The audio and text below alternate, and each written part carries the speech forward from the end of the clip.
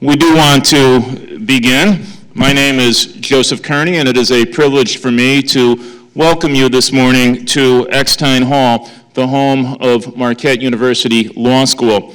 Welcome more specifically to our Lubar Center. This is a special day as it introduces or inaugurates our Lubar Center for Public Policy Research and Civic Education. To be sure, even since we renamed this appellate courtroom the Lubar Center this past April, so that we might recognize and honor the historic gift from Shel and Marianne Lubar, much has happened here in this room.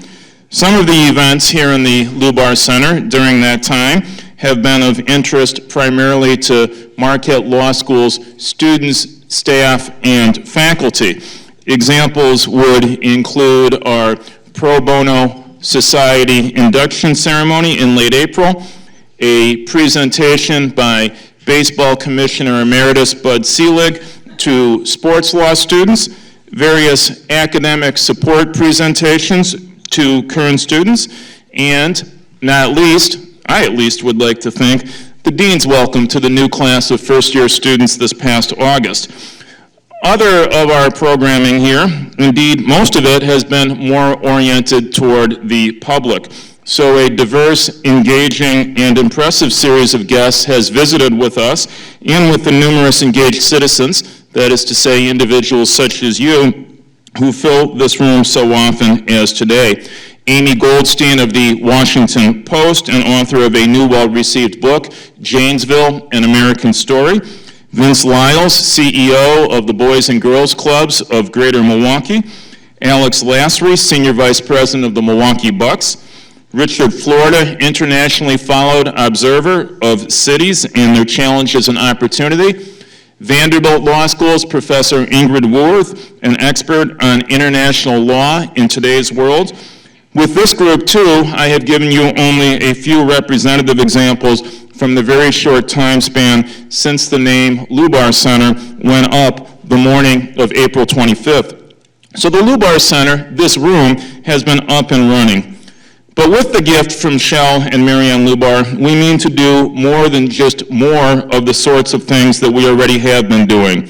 To be sure, we expect to do some of them more often, but we also intend to do any number of altogether new things. Today's program, introducing the Lubar Center's Milwaukee Area Project, will give a further sense of this.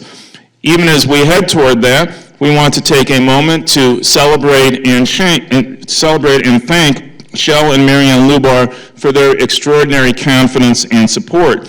And when I say we, I mean all of us at Marquette University. And who better to do that on behalf of the university than our president, Michael R. Lovell. President Lovell is in his fourth year at the helm here, having previously led the University of Wisconsin-Milwaukee. And throughout that time, his support of the law school, both generally and of the public policy initiative specifically, has been magnificent. Indeed, he was very much engaged in the conversations last year with the Lubars, leading to this gift and the creation of the Lubar Center. Please join me in welcoming Marquette University President Michael Lovell.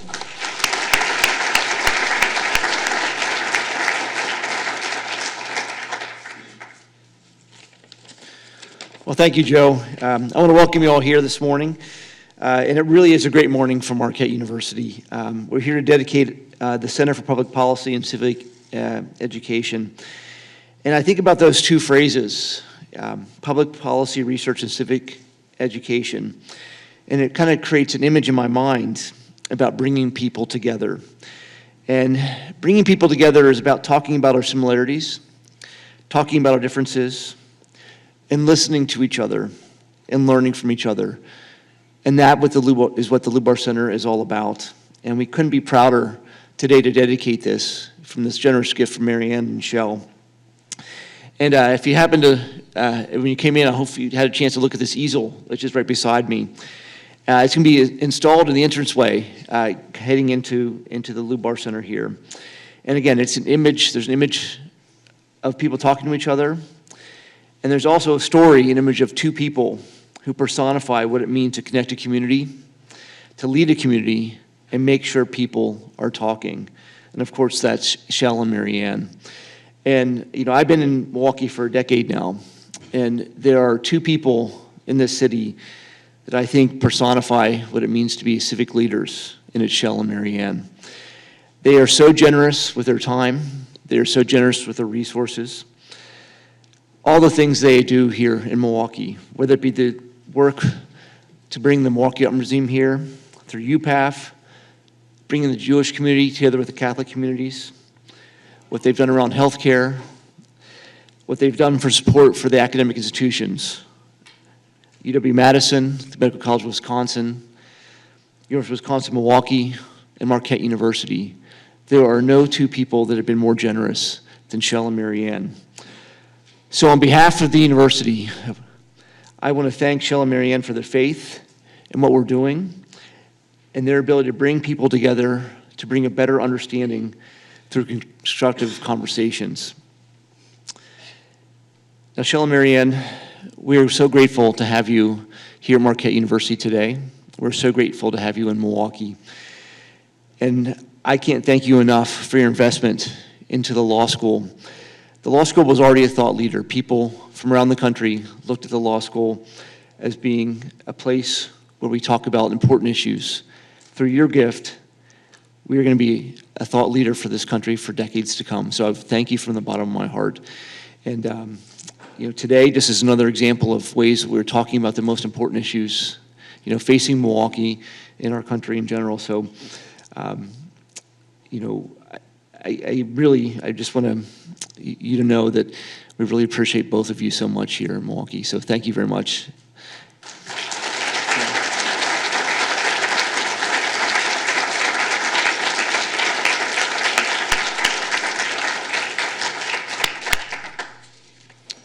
Thank you, President Lovell.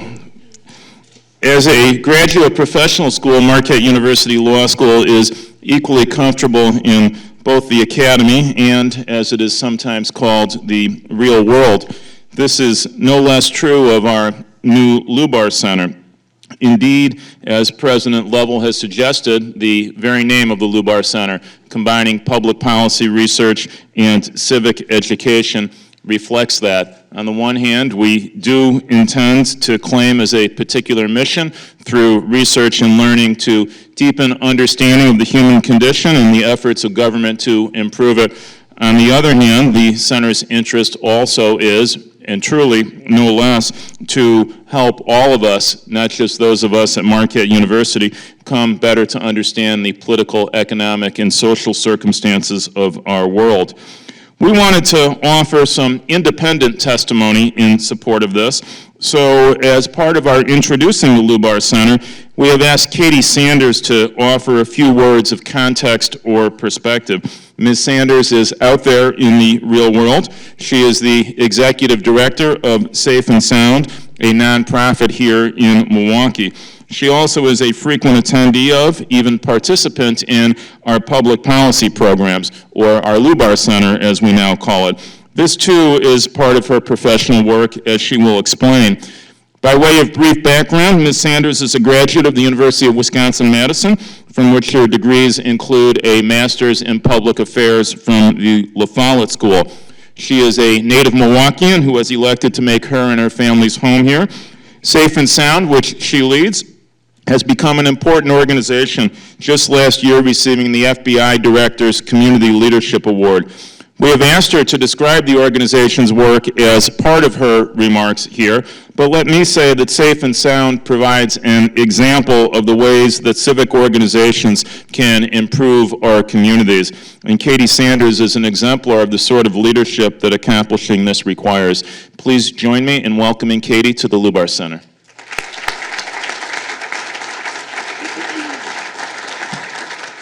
Thank you for your kind words, Dean Kearney, and congratulations. I'm honored and thrilled to be here to celebrate this truly wonderful event.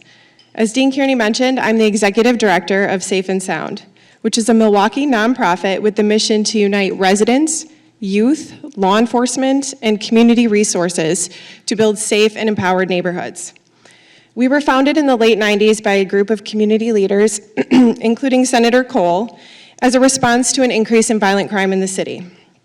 A few years ago, we took a deep look at the organization and the changing communities we serve and decided it was time to restructure our work. But we didn't want to just guess at what might work. So we consulted research to understand what specifically contributes to public safety in neighborhoods, and we found the work of researcher Robert Sampson. His studies of Chicago neighborhoods demonstrated the importance of collective efficacy, whether residents in a neighborhood have familiarity with each other and the capacity to resolve issues as they arise. For us, collective efficacy is more than just an academic term. It perfectly sums up the work that Safe and Sound does best, building resident capacity and engagement. What we learned from Robert Sampson's research, we used to restructure our strategies and create an evaluation structure to determine if our strategies and interventions are actually making an impact in the neighborhoods we serve.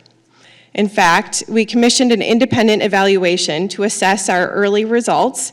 It found that we were successful in improving the levels of collective efficacy in 6 of the 8 neighborhoods we serve already in the first 2 years since restructuring.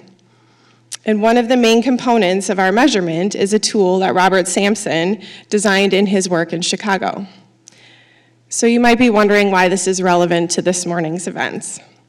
Robert Sampson is the Henry Ford II Professor of Social Sciences at Harvard University and is not likely himself to be found here in Milwaukee. But he is also one of the researchers that Marquette Law School has brought to Milwaukee through its public policy work, or the Lubar Center as we now call it. 2 years ago, in 2015, I had the opportunity to meet him here, which to me was like meeting a Hollywood star. Truly, I think I overwhelmed him when he met me, and I'm not sure he is used to meeting such avid fans. In fact, the Marquette team made special arrangements so that our entire Safe and Sound staff of 27 could attend his lecture, which was a rewarding and inspiring experience for our staff. Sampson's research validated and gave language to the important work that we do every day in Milwaukee communities and the measurements that we use to evaluate it. But the impact of Marquette's public policy initiative goes well beyond Robert Sampson. The law school also brought great and needed exposure to Matt Desmond, also of Harvard, and his important book, Evicted, which is helping bring awareness and solutions to the problems around evictions here in Milwaukee and across the nation. Safe and Sound has even partnered with an adjunct professor here at Marquette to support efforts on an eviction mediation project aimed at reducing evictions here locally. Safe and Sound staff, including myself, have attended Marquette Law School sessions with diverse national and local figures on topics such as education, incarceration, drug trafficking, racism, the criminal justice system, policing, and more. At Safe and Sound, we have a culture of continuous learning and improvement, and On the Issues with Mike Goucher and other workshops have given us an extremely valuable forum for such learning. We take what we learn here not only to influence the work that we do, but also to influence the work of our many partners. What we know and appreciate at Safe and Sound, which is obviously true of Marquette as well, is that public policies impact people. From housing laws to state laws that govern landlord-tenant relationships to local laws that govern liquor licenses, public policies have an immense impact on us and our neighbors, and each of these has an important relevance to public safety. I have outlined a few examples of how Marquette's public policy contributions have already impacted Safe and Sound. The research Marquette has brought to light has transformed my thinking, the way Safe and Sound staff do and approach their work, and the ripple effect is evident in the neighborhoods we serve. The law school has served an incredibly important role for us in bridging that gap between research and application. Mr. and Mrs. Lubar, the effects of education are not always visible or tangible, but they are transformative. As someone who has and will continue to quietly benefit from your immense generosity through these valuable programs, I personally want to thank you for your transformative gift. I am truly excited about the potential for deepening our engagement with the Lubar Center and for what that can mean for the communities that we serve. Thank you.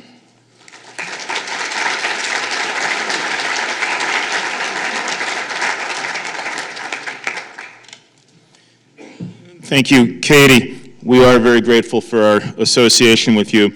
We have one other speaker before we turn to the Milwaukee Area Project specifically. Shell and Marianne Lubar are well known to this community for their contributions in business, government, arts, education, and perhaps most broadly, philanthropy. President Lovell indeed captured it when he referred to them as truly Milwaukee's leading civic leaders. If you wish to know more about them, I will commend to you, because I commend to just about everybody all the time, but particularly today, the most recent issue of the Marquette Lawyer magazine, just out within the past day or two. The basis for the photo and the framed piece, which, as the president has said, will hang just inside the Lubar Center. This magazine includes a profile of them by my colleague Alan Borsick, going all the way back to Shell's earliest childhood days in Sherman Park and Whitefish Bay, and Marianne did not escape either. We made it down to Kenosha. Copies of the magazine, which includes much else, will be available at the name tag table in the foyer of the building after the conference. So I don't think it's necessary or even possible succinctly to summarize beyond what the president has said, just what the Lubars mean to Marquette University and the city. I do want to say one particular thing. The Lubars are remarkably generous people. That may seem obvious given their gift here and their philanthropy more generally, but I want to note that they are generous of spirit. They are optimistic, positive people, looking for the best in others, expecting excellence, yes, but according to each person's ability to deliver that. To collaborate with them in fashioning a center of public policy research and civic education is an extraordinary opportunity for us at Marquette University. Will you please welcome to the Lubar Center, Shell Lubar.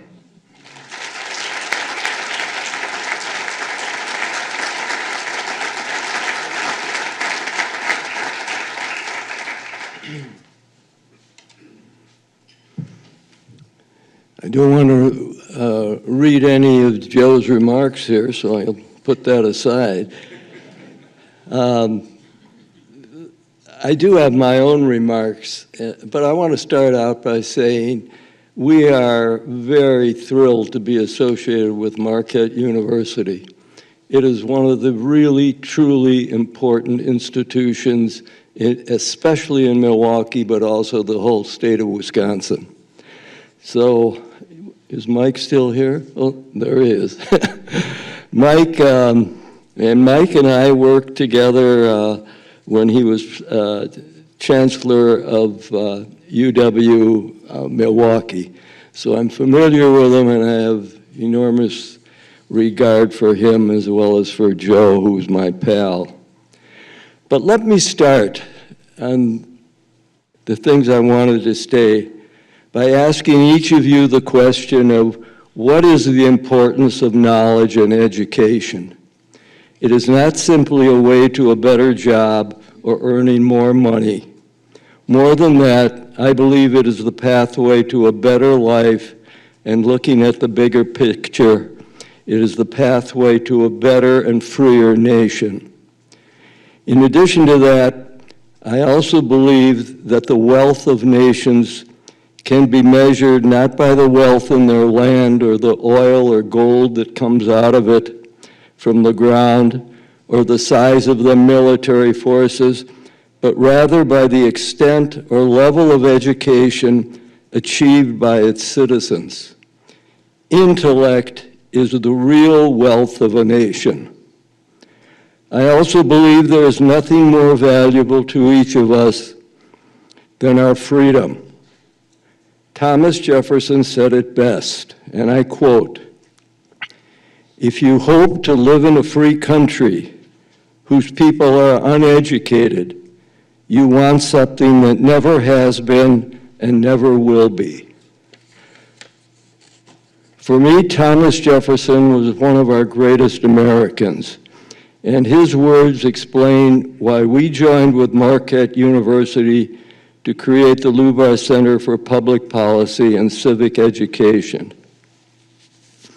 We intend to help educate all in our community of the importance of public policy and challenge them to participate with us.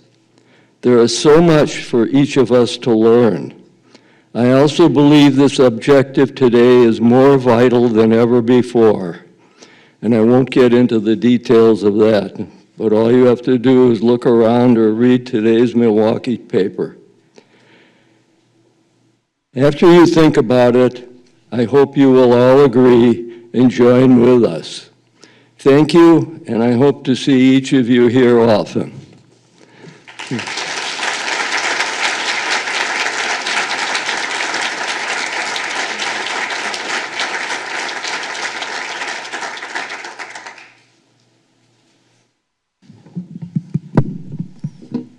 They need to take that away because it needs to be hung. And we also have another copy of it for the Lubars. Shell and Marianne, thank you, truly, to understate a point. We do want to turn to the Milwaukee Area Project. This is an initiative of the Lubar Center and thus the law school, but we expect it to be a multidisciplinary project reflecting interests that, to give them their academic terms, will include history, political science, economics, sociology, ethnography, cultural anthropology, and others. Who knows, maybe even some law will be involved from time to time.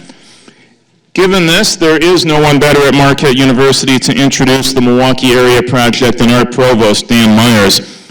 Provost Myers joined Marquette University, appointed by President Lovell as our Chief Academic Officer in 2015. His credentials and past work include a bachelor's degree in political science from Ohio State University and a PhD in sociology from the University of Wisconsin, as well as service on the tenured faculty in the administration of the University of Notre Dame.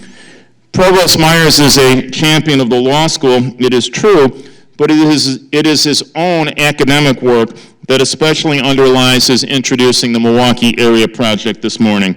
His books and articles have focused on social movements, the diffusion of social phenomena, social psychology, and urban politics. They include, with various co-authors, Toward a More Perfect Union, The Governance of Metropolitan America, Social Psychology, Authority and Contention, and Identity Work in Social Movements. In short, Dan Myers knows whereof he will speak. He will introduce the Milwaukee Area Project, giving some context and leading directly into our program. Please welcome Dan Myers.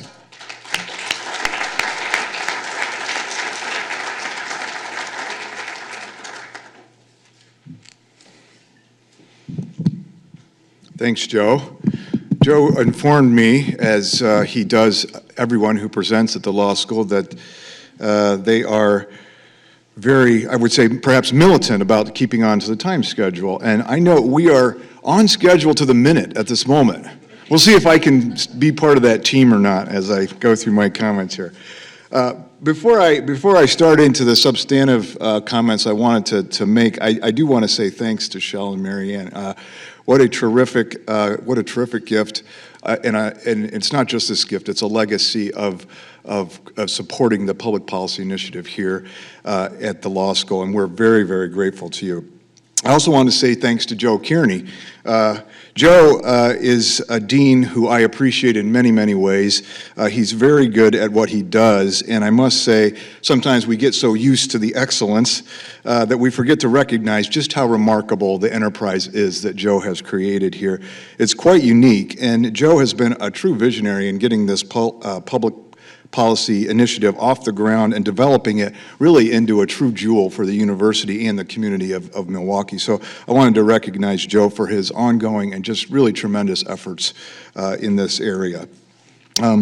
But today is not so much about looking back as it is about looking forward. And today we introduce you to the Milwaukee Area Project, which will become, I have no doubt, one of the most exciting research initiatives at Marquette University and in the entire state of Wisconsin. The Milwaukee Area Project aims are ambitious to map public opinion within and about the region, to understand the conditions that underlie those opinions, and to connect those two things in a way that not only helps us understand our collective state, but also helps policymakers understand the best ways forward. As an academic institution, it's not our intent to prescribe these directions, but rather to illuminate the information that can be used to make good decisions and to help us understand the outcomes of past decisions. Doing a good job on that agenda is a tall task, there's no question about it, because the issues are not simple, and the causal chains that connect the conditions, policy, and public opinion are very challenging to trace. Nor is the Milwaukee area a simple region on which to focus. It contains a central city, Milwaukee, which defines in many ways the strengths and challenges of this area, but as Charles Franklin and Mike Goucher have already pointed out, one cannot understand Milwaukee without considerable attention to the suburban areas around it. Indeed, one is tempted to point out that metropolitan areas, and in particular robust ones, are rarely defined by a single central point. This is the way we used to think about metropolitan areas, but it's really not the case anymore. They're really defined by a multiplicity of concentrated foci for populations, for industry, for commerce, and civic life that have considerable interdependence amongst them. Indeed, it is fair to say that Milwaukee itself is one such star in the constellation of the Chicago megacity. We have to recognize our position there as well. And that's another important force that we have to deeply appreciate if we're going to adequately understand the conditions and the functioning of the Milwaukee area. I am tempted to, at this point, promote my own work here, but Joe already mentioned the book, so, if you want to get a copy, I can help you out with that. This, I think, is the first important point that should be emphasized about the Milwaukee area study, and that is the word area. This project seeks to understand Milwaukee in its regional context and thereby takes up its study across 5 counties of Milwaukee, Milwaukee County, Racine, Waukesha, Ozaukee, and Washington counties. How people and communities interact, compete, cooperate, and share resources are critical questions that condition our successes, our failures, and our challenges as a region. So what subjects will the Milwaukee Area Study, Milwaukee Area Project, I shouldn't say, it's a project, it's bigger than a study. What will the researchers be studying? Well, the tagline of the project, suitable for report mastheads, memorization, and maybe even bumper stickers, is what we think, how we live, and where we're headed. What we think, how we live, and where we're headed. The speakers that follow me are going to start to interrogate those questions and provide you with the first round of data on these matters. But let me just say generally what we are up to in each of these 3 categories. You'll know how I am now including myself in the group of researchers by using the term we. Call it irrepressible excitement about what's going on here. I really am really thrilled about what we're doing. So what we think. The polling of the Milwaukee area will allow us to report on the attitudes and judgments of residents about their home, work, schools, communities, and connections with other parts of the region. Now, as you know, the law school has been involved in polling for quite some time, but this extends the content of what we're going to be asking people about to investigate what they think about some of these other aspects of what's going on in our region. It'll also ask people how they see cooperation and conflict across the area and to try to stimulate our conversation about the Milwaukee area and how we interact with each other across it. The second, how we live. We'll consider the social, economic, and family lives of residents of the areas, the great range of circumstances, challenges, and opportunities that make up this area of about 1.8 million people. We'll also look at housing, public safety, travel to work, and education, and how all of those play into, support, and constrain our lives. drawing on a combination of original polling and census data. So we'll be taking the original data that we're collecting and we'll be pairing it with data that is collected by others for other purposes. We can really dig in to the condition of our lives in the area. Third, where we are headed. Where we are headed is partly about current trends that we can partially discern through economic and demographic trends. And we'll emphasize those through the Milwaukee Area Project's analysis of census and government data. But where we're headed is also about the decisions that we make collectively through our political and civic institutions. In that spirit today, we're going to hear from two area leaders, Mayor Tom Barrett and County Executive Paul Farrow, who will tell us about their visions for the area in the near future. We'll also hear from former Minneapolis Mayor R.T. Rybak, who is the current CEO president of the Minneapolis Foundation. He will talk about how the Twin Cities have approached the challenges and opportunities of the separate and sometimes competing cities seeking common opportunities. So enough from me. Let's get on to the experts and researchers. I know you are looking forward to hearing what they've already been able to put together in the first chapter of the research that's connected to the Milwaukee Area Project.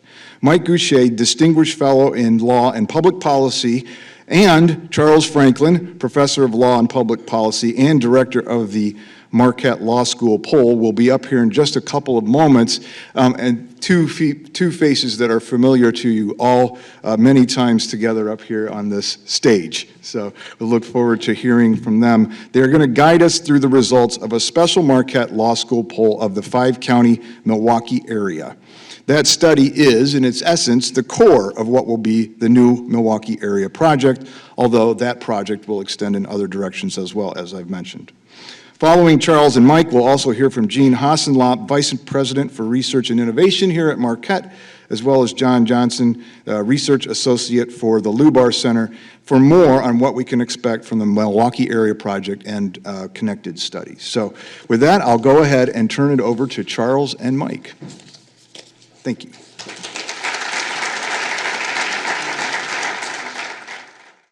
Thanks, Ryan. Good morning, everyone. Glad to have you with us today for the launch of the new Lubar Center and the unveiling of the Milwaukee Area Project.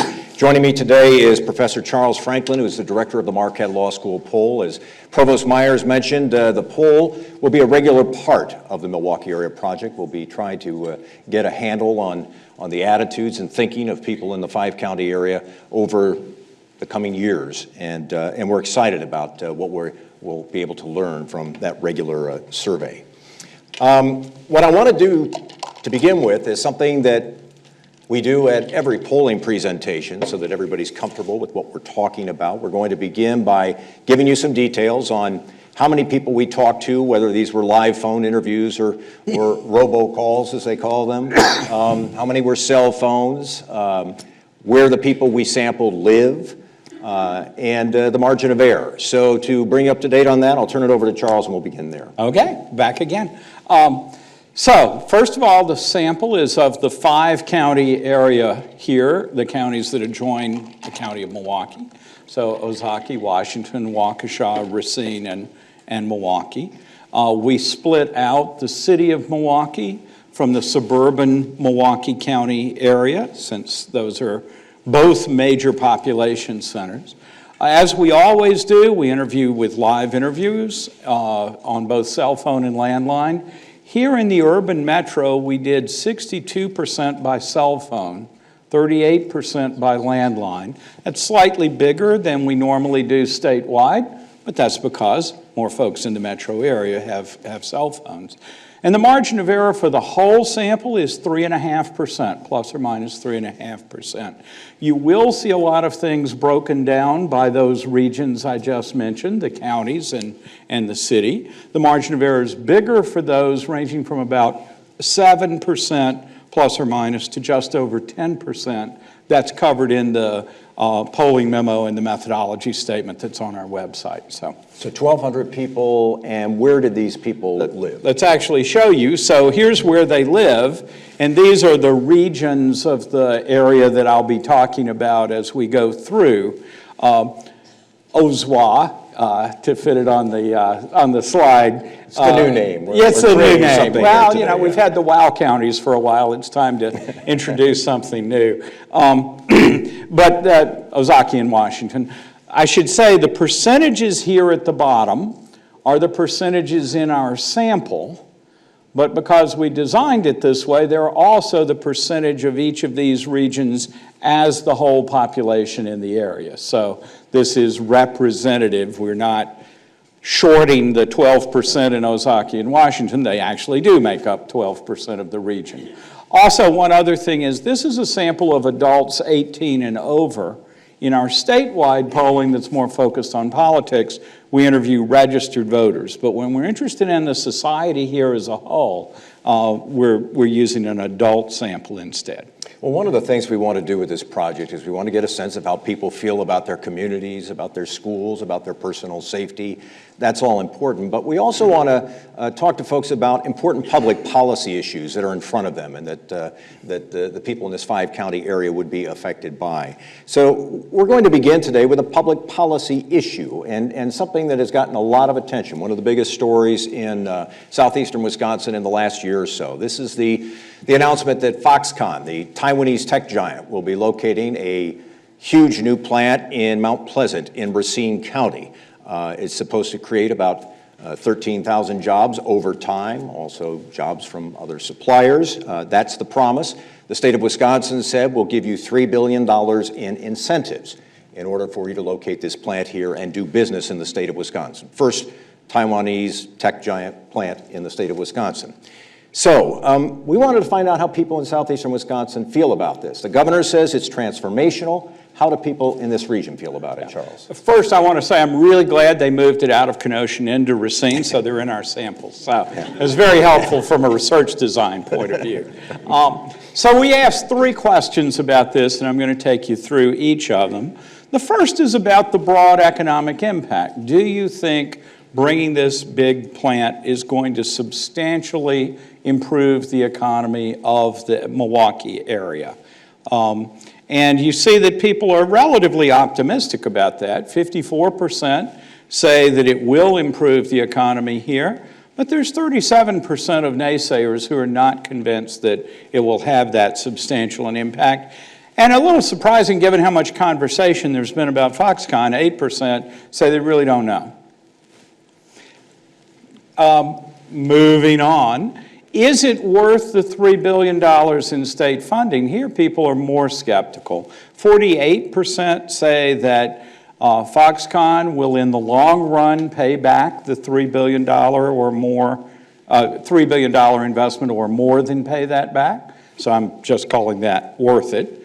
But 48% say it's not worth it, but 38% say it will be worth it. So there's a balance of skepticism there about whether this very large investment will really pay back. And of course, we will not know that fact one way or the other for quite a while yet. And then finally, the personal impact. If this plant arrives here in our area, what impact will it have on you or your family? And here, 29% say it will benefit them and their family directly. 65% think they won't personally benefit.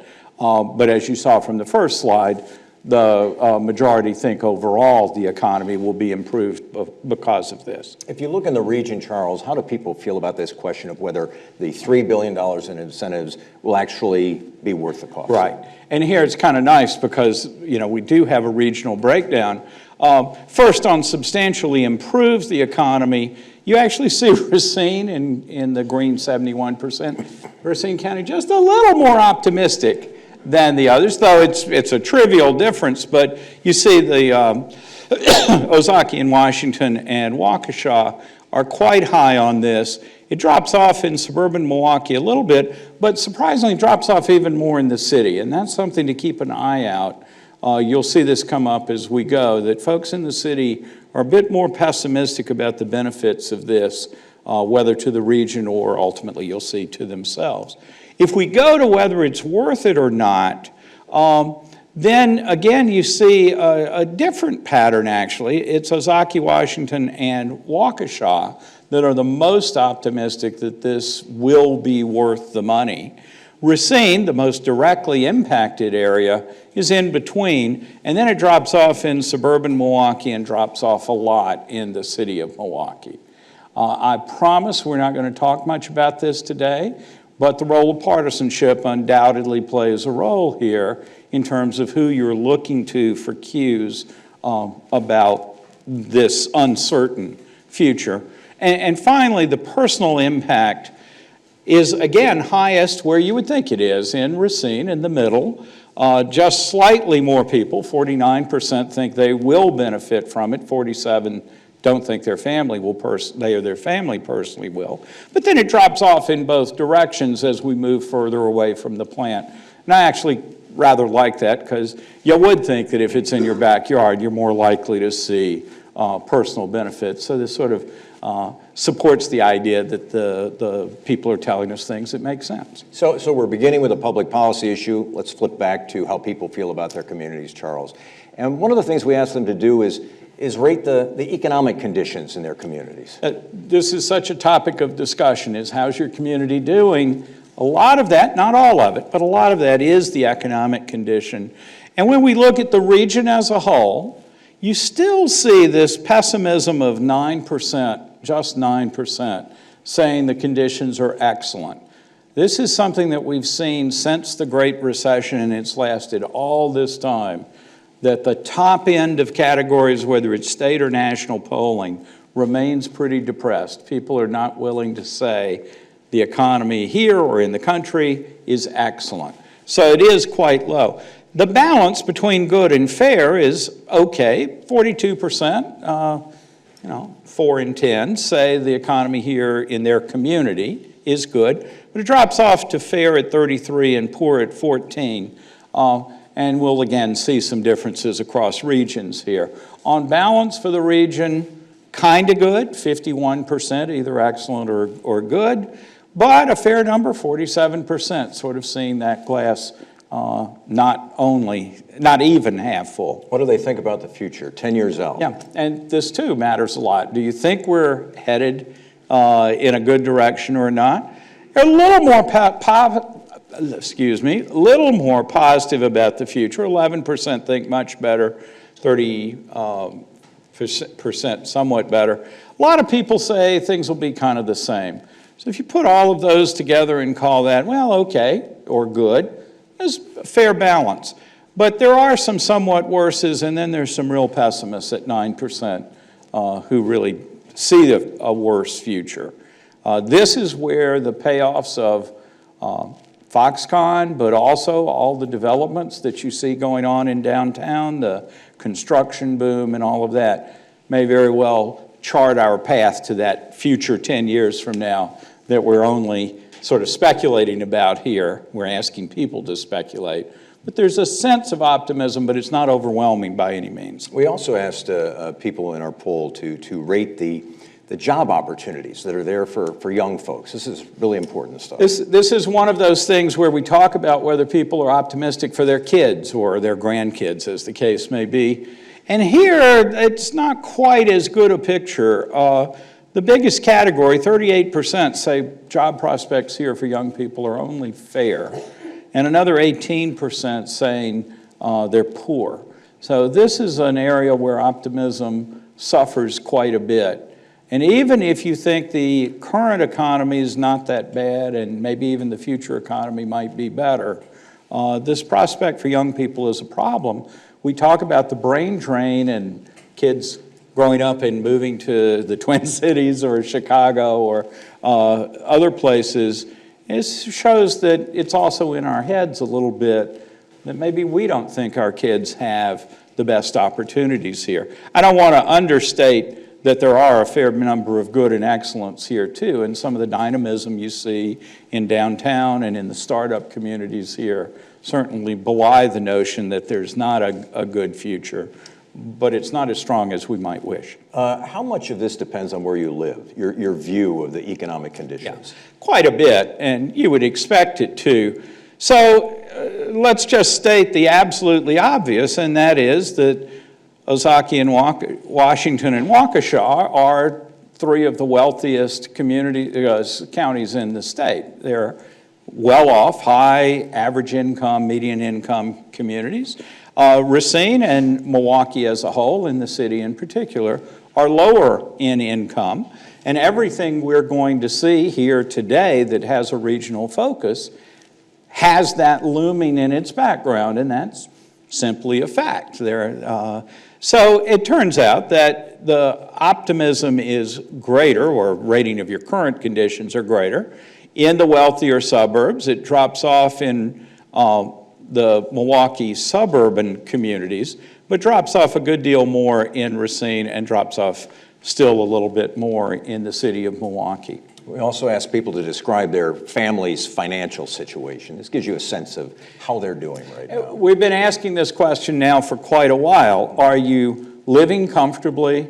Are you just getting by? Or are you struggling? And here across the whole region, 53% say they're pretty comfortable, 34% getting by, but just over 10%, 12% say they're struggling.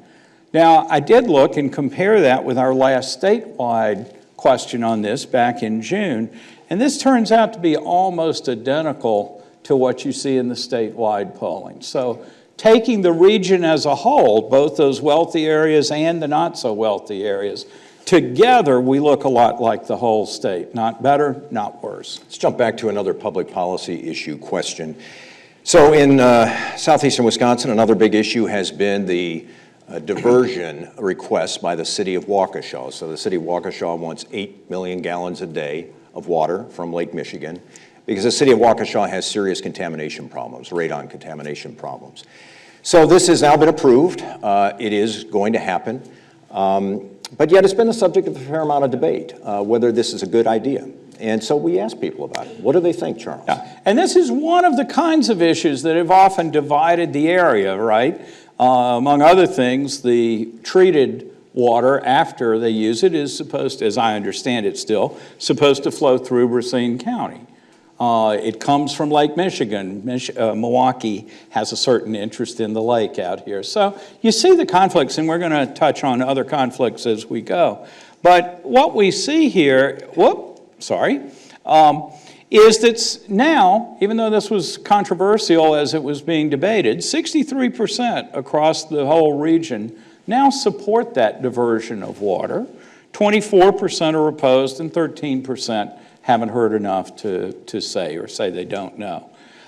If we look at it by region, where, again, those regional conflicts were talked about, debated, it's actually surprising how solid the support is across the regions, especially in Racine, which arguably is going to be impacted by the outflow. Now, I'd be remiss if I didn't say that water's well treated and supposed to be high quality, but just on the face of it, do you want to be downstream from somebody's used water, even if it's well treated? There's a reason to be concerned about that, but the County of Racine residents don't see that. They may be a little more less positive about it than Waukesha people are, so that's not too much of a surprise. The other is, whether it's the county or the city of Milwaukee, you see, again, solid support having emerged from this.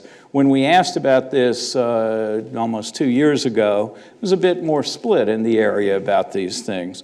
So this is a decision that's been made and is moving ahead, and by and large, the region and majorities in every part of the region seem okay with it. So some municipalities in the area have said we might need some help to make sure that we're on sound fiscal ground in the years ahead. Maybe we would like to get permission to levy a sales tax, maybe up to 1% sales tax, in order to provide that sound financial footing.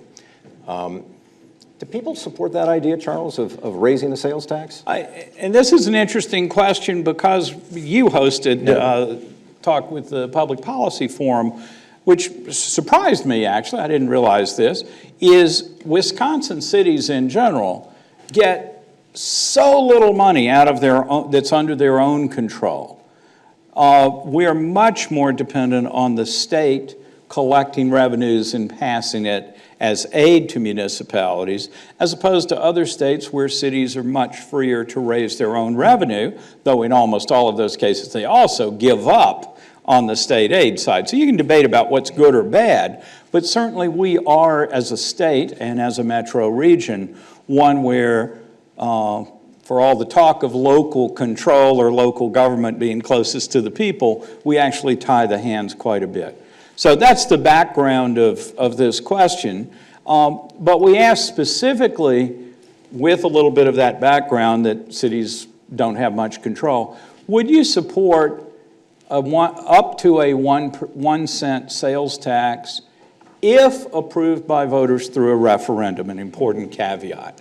And what we find is there's majority support for that, 53-41. It's not overwhelming. I think it's important to realize opinion today might not be the same if we had an organized political campaign around this issue. So these things may shift. But it certainly does show that right this moment across the region, there's relative willingness to see that sort of optional tax added if it passes through a referendum process. Let's drill down more specifically on the locations here, And Charles. here you might have some priors about who would be willing to do this and who wouldn't. But I think you'd be surprised to see that the suburban counties, Waukesha and Ozaukee and Washington, actually show majority support for this as an option. So does Racine, so does suburban Milwaukee. Interestingly, it's the city of Milwaukee that's reasonably evenly divided on that, with slightly more opposed than in favor. As some people who drove here this morning may know, some of the highway projects that were supposed to be finished are being delayed right now because of the challenge of getting money to pay for them. And so we asked a question about that. Would people in this area favor a regional sales tax to help complete some of these projects that are currently on hold? Well, I certainly enjoyed my drive on Blue Mound Road after I had to get off of 94 this morning. So none of you should do that. You should stay off Blue Mound Road and leave it to me alone. But this is interesting because of the struggles the state has had. You might think, well, let's just take it over ourselves. No, sir. As we've seen in statewide polling, there's real surprising reluctance for people to say they're willing to pay for highways. And that carries over here. And we framed it in a way that said a regional sales tax only for highways within the 5-county region, right? So no question about the money going off anywhere else and so on.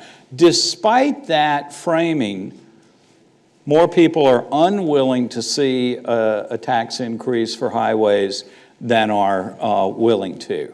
And if we look at it by region, it's across the board too. Everybody hates the paying for highways. We'll see how we do when this goes on for another decade or 2 or 3. Another much debated issue in the region is the Milwaukee streetcar. The streetcar is currently being built. It will open in the not too distant future. We wanted to find out whether people feel that the streetcar will be the economic catalyst that its supporters say it is. Right, and we framed it that way. Do you think the streetcar will deliver the economic benefits that its supporters say, or do you think it will end up costing more than it's worth? And here, there's just a very lopsided view on the streetcar. 25% think it will be worth it in the end, 69% not worth it, 6% without an opinion. So this is as you can see, very one-sided. It's interesting that when we look across the region, it's also lopsided in every region. There's very modest differences. I could point to being a little over a quarter support in Waukesha, Racine, and Milwaukee City, but that's a very modest difference compared to the slightly greater opposition in Ozaukee, Washington, and the suburban counties. What I take substantively from this is, unlike Foxconn, where we saw a bit of a boost in the place where the thing was going, and a bit of a fall off in thinking you'd be affected when you moved further away. Here, it doesn't really seem to matter very much. And so from my point of view, that suggests that people don't have a very differentiated view of the streetcar. That doesn't matter whether you're going to ever take the streetcar or not, whether you live close to it or not. Sort of opinion has been sort of the same no matter what. We will, of course, see in the end what the effects of it are, whether it will deliver and whether the growth that we have imagined will occur. One of the... Excuse me, Yep. I must ask this. Do you think you would have received a different response if you had referred to the roads as a gasoline tax as opposed Yes. to a sales tax? Yeah, it's a very good question. Would we get different responses if we talked about gasoline tax versus sales tax, or if we framed the streetcar in different economic development or transportation terms? And the answer is almost surely we would, because the context you put these things in can matter. I did emphasize sales taxes in these questions because sales taxes in previous polling have turned out to be the more popular tax. It used to be different, but if it's income, property, or sales, people prefer sales. Also, the gas tax could be brought up. Anyway, I think the point is well taken that how we frame questions always matters. And for that reason, you should go to the website and read the questionnaire and see exactly how I frame these questions. And then you can send me a note about how to do them better next time. One of the community conversations we've been having for a couple of years is whether or not there should be a sales tax that would help pay for cultural institutions in Milwaukee, the Public Museum, the Art Museum, the Marcus Center for the Performing Arts. A couple of years ago, a special task force came out and said, we think there should be a regional sales tax, a half-cent sales tax to pay for this. That seemed to die a fairly sudden death, and we're now talking about maybe just a tax in Milwaukee County for this. But we decided to revisit this issue to see if indeed people in the region were opposed to the idea of paying for these cultural institutions. Right. And so we framed it that way. We did mention the zoo. We did mention some specific items, not just, say, cultural institutions. But what we found was, on balance, 53 to 44, support for a regional tax to support those institutions. Again, I would say this is a modest edge for support that surely would change over the course of a campaign. It might go up, it might go down.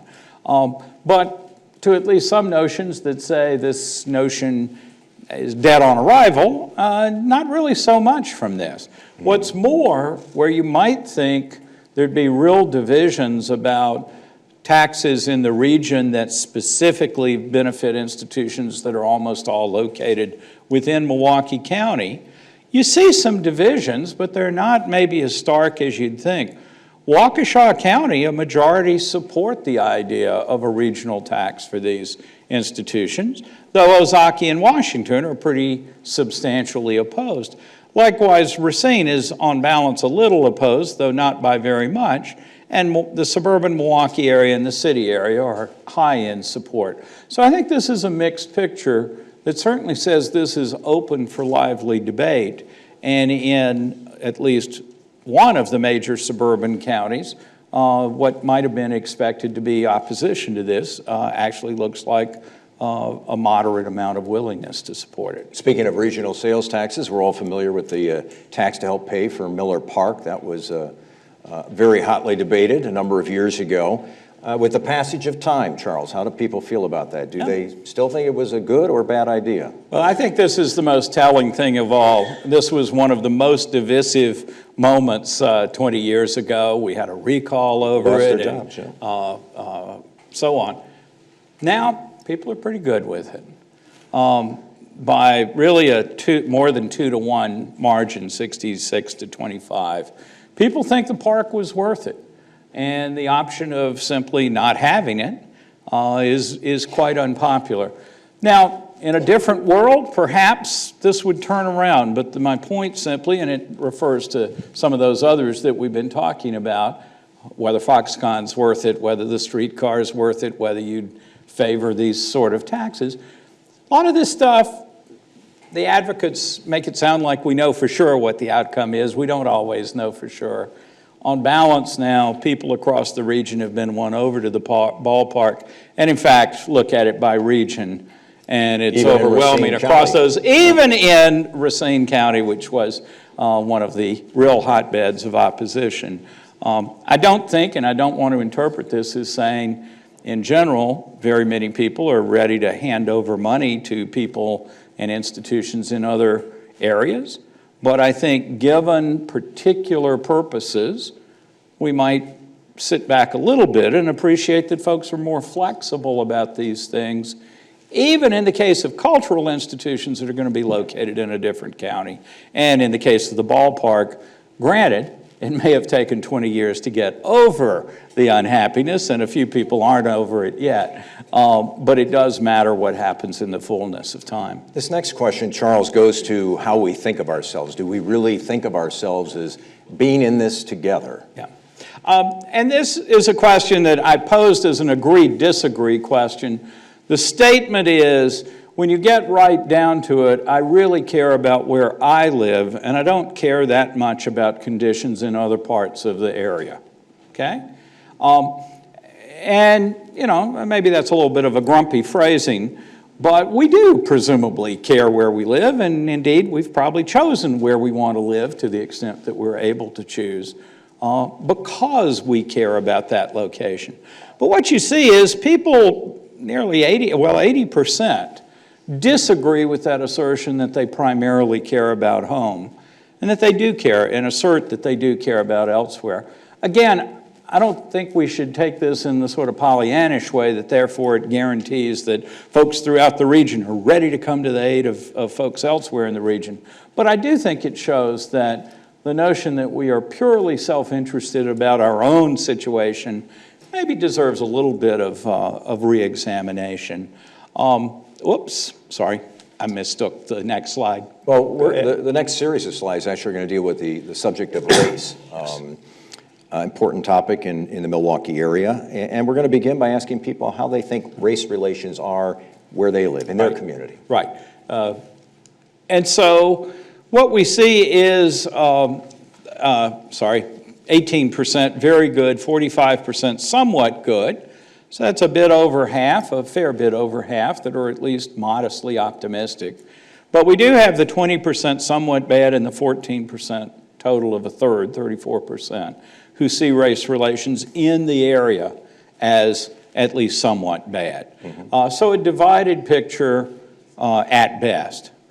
And it depends in part on your race, how you view that. Yeah. Surprise. But here, and I'm going to emphasize this as we go along quite a bit, how different the perceptions are across racial groups. And that if nothing else, the point here is to sit back and empathize a little bit across whatever groups those are about how different the perceptions are, no matter what the differences in reality may be as well. What I want to point out to you first are the extremes here. So among whites, 20% say race relations are very good, but among blacks, it's only 8%.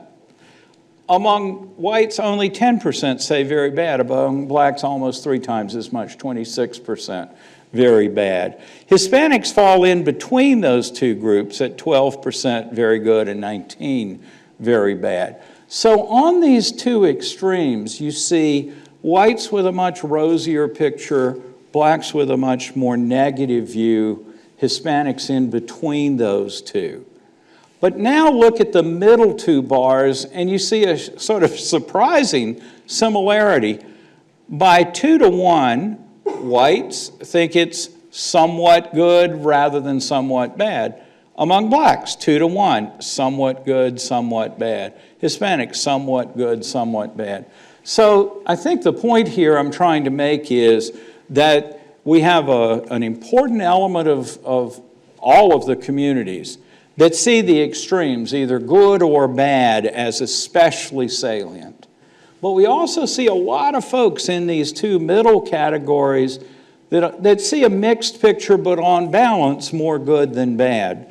And again, I'd say this opens the door for conversation and better understanding, perhaps, but it also says we're not lopsidedly one view or lopsidedly the other. And the similarity of that across these three groups, I think, is fairly revealing. We also asked people how race relations in the community have changed over the last 20 years. And if there is a discouraging note, Charles, this would be it. That's right. We see on balance more people seeing worsening rather than improving. There are national events that have been going on around race, both in the short term and the longer term. There are also community issues. We did ask this question specifically about here in the area. So on balance, we do see over half saying things have gotten somewhat worse or much worse, less than half, in fact, not even a third, saying things have gotten better to some degree, and really very few saying things have gotten much better. So if the status was kind of mixed, but had that more somewhat better than not somewhat worse, the perceived trend is much more negative. And again, by race. And here again, we see a similar kind of trend by race with the much worse category, actually fairly high for whites and blacks, somewhat less perception of it being a lot worse among Hispanics, and not that much seen, much better, somewhat better. Actually, African Americans are a little higher than whites on the somewhat better. So I think it's complicated. Yeah. Can people buy or rent regardless of race, or do they believe there's discrimination? Open housing, a big issue here historically. On this one, over 60% say that you can buy or rent a home regardless of race. 27% think there's still significant discrimination in housing. But let's look at this by race. And there's just an enormous gap in perception here. Whites are overwhelmingly convinced there's no discrimination in housing. So it's just not a problem, okay? But African Americans see a very different picture. 48 to 41, so there is 41% that think there's less discrimination, but a plurality here see it, and especially the gap between the white perception of 19% seeing discrimination, 48% among African Americans. And here, the match between African Americans and Hispanics, I think, is especially revealing as well. Hispanics, too, see a very substantial amount of housing discrimination. Even if slightly more of them say they don't see that, it's still the gulf between 19 and 48 and 44 is enormous. This is the case where maybe if you're a white renting a house, you just don't imagine this could be an issue, but the lived experiences of other people produced very different perceptions. Another much debated issue in America today, the question of whether police are too willing to use deadly force. Certainly an issue nationally as well as here. 43% overall say the police are too willing, 50% say they're not too willing. But again, this is the whole region. When we break it out by race, again, you see this massive difference with whites substantially 59 or 8, sorry, I got to get a new prescription joke. And can I check about my benefits plan for glasses? 59% say that the police are not too willing to use force, but my goodness, 70% of African Americans disagree and see it as too willing, and Hispanics 59%. Again, you can have a whole argument about criminals and police and how we interact, and that's an awfully complicated issue. But I think these differences in perception are enormously important and, again, need to be part of our conversation. Next question, are recent killings of black people, we've seen a lot of that in the news, are they isolated incidents or are they part of a larger pattern? And this is again, fatal police shootings. Fatal police shootings. Yeah. We actually did use the word killings of blacks by police in recent times. both here in Wisconsin and nationally, so we weren't focusing only on the region here. But you see that 43% say it's an isolated incident, a little more, 46% say this is part of a broader pattern. And again, the gap in perceptions is very wide. I guess I would point out that the white perceptions, while it balances to isolated versus broader pattern, this is a bit higher than we saw earlier on housing discrimination, remember, was just 19%. So I do think that this is a perception that's beginning to grow in the white community, though on balance is still more perception of isolated incidents. African Americans really are enormously united in their views, and Hispanics, again, quite a bit more seeing it as a systematic pattern or a larger pattern compared to whites. We want to run through a series of questions on people's perceptions of their own personal safety. And there are a number of them here, Charles, and I'll let you kind of take it away here and we can work our way through that. Yep, going to go a little quick in the interest of time here. But one question that comes up a lot is whether people are willing to testify if they've been a witness to a crime.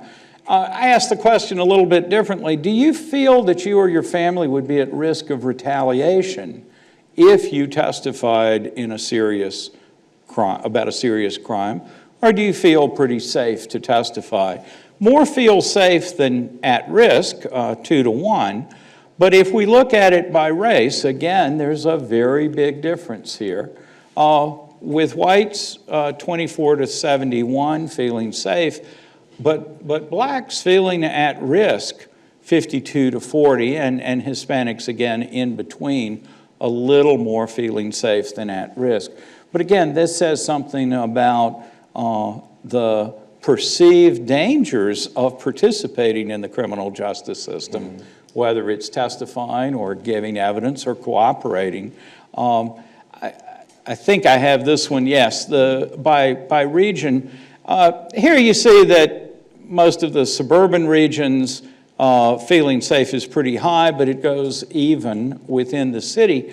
But I actually wanted to point out something a little different and say that if you're in Ozaukee, Washington, or Waukesha, wealthy, relatively speaking, very safe areas, it's still 1 in 5 there who feel like they might be at risk if they testified. And again, I think that perception is a small minority, 20%, but I think maybe that's the source of potentially a little bit of better understanding that maybe things are not as easy to just go out and cooperate or testify. Shall I go on to community as a place to live? Sorry. So this is how you feel about your community as a whole.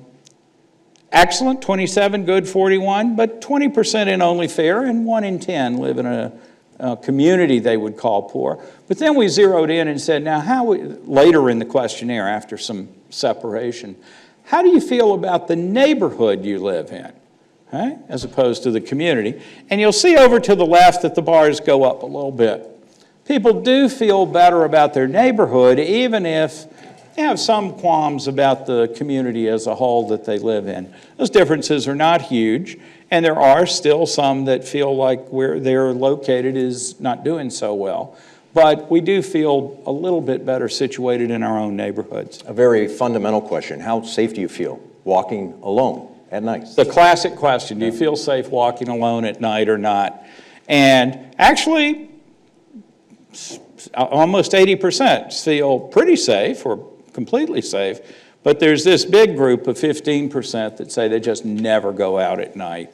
We've talked about regional differences, but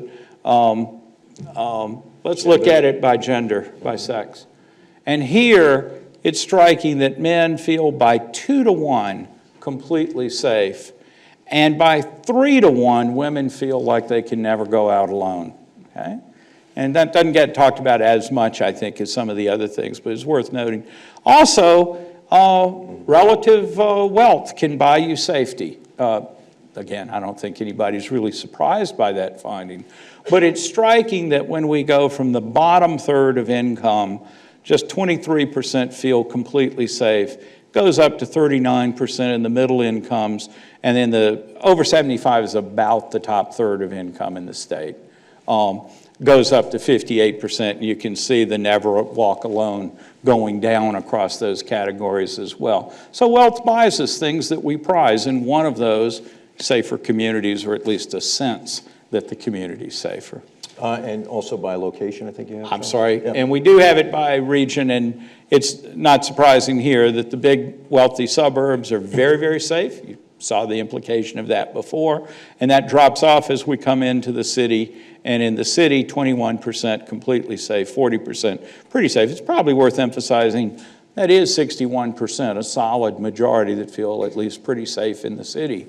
But there is this growth in the never going out alone at night of 25%. One of the challenges for the city of Milwaukee for years has been public perception of crime. This probably began in earnest back during the crack epidemic in the late 80s and early 90s. Does the perception still continue? Do we believe that you're generally safe in the city of Milwaukee? Yeah, and we asked it that way, the average person, how safe are they in the city? And what you see is that actually, again, the two middle categories, mostly safe and mostly unsafe, are about the same. Very safe is quite low, but very unsafe is 18. And finally, 6% volunteered that it depended where you are, what you're doing, that sort of thing. So it's a little situational. When you look at this across the region, there's very little real systematic difference across the region. So again, perceptions are kind of the same, sort of like the streetcar. There are modest differences depending on where you are about how you see the city, but it's not maybe the massive differences in perception that folklore might suggest across the region. A few questions about schools. How satisfied are you with the public schools in your community? Here, as we've seen in statewide polling, a solid majority feel either very satisfied or mostly satisfied, but there are 30% who are dissatisfied to some extent or another. If we look at it by region, we also see something that we've seen for years in this work, that the suburbs are particularly high in satisfaction. Suburban Milwaukee less so, but still pretty high. But that drops off in Racine, though the second category is pretty high. And in the city of Milwaukee, we have our lowest overall very satisfied level. And likewise, if you just focus on the yellow line of very dissatisfied, that rises. We've seen that. Now, we did ask a further question about this, not about the public schools, but what about access to quality education generally? So we mentioned in the question parochial schools, school vouchers, which of course have been in effect here for 20 years or so, as well as charter schools. So mentioning to people that there are these other options. When we think about that access to quality education, the satisfaction goes up a bit, not enormously, but people are a little more satisfied that in addition to the public schools, they have other options. When we look at this across the region, we still see pretty much the same pattern we did see. However, it's worth pointing out that the views in the city of Milwaukee are a bit more positive when this is framed in terms of general access through these programs to other than just public schools. We're going to wrap up this part of the presentation with a few questions about attractions in the Milwaukee area, destinations, things that people go to, attend. And we're going to begin with Summerfest, Charles. Yeah. It's always a question of how important are these things to you?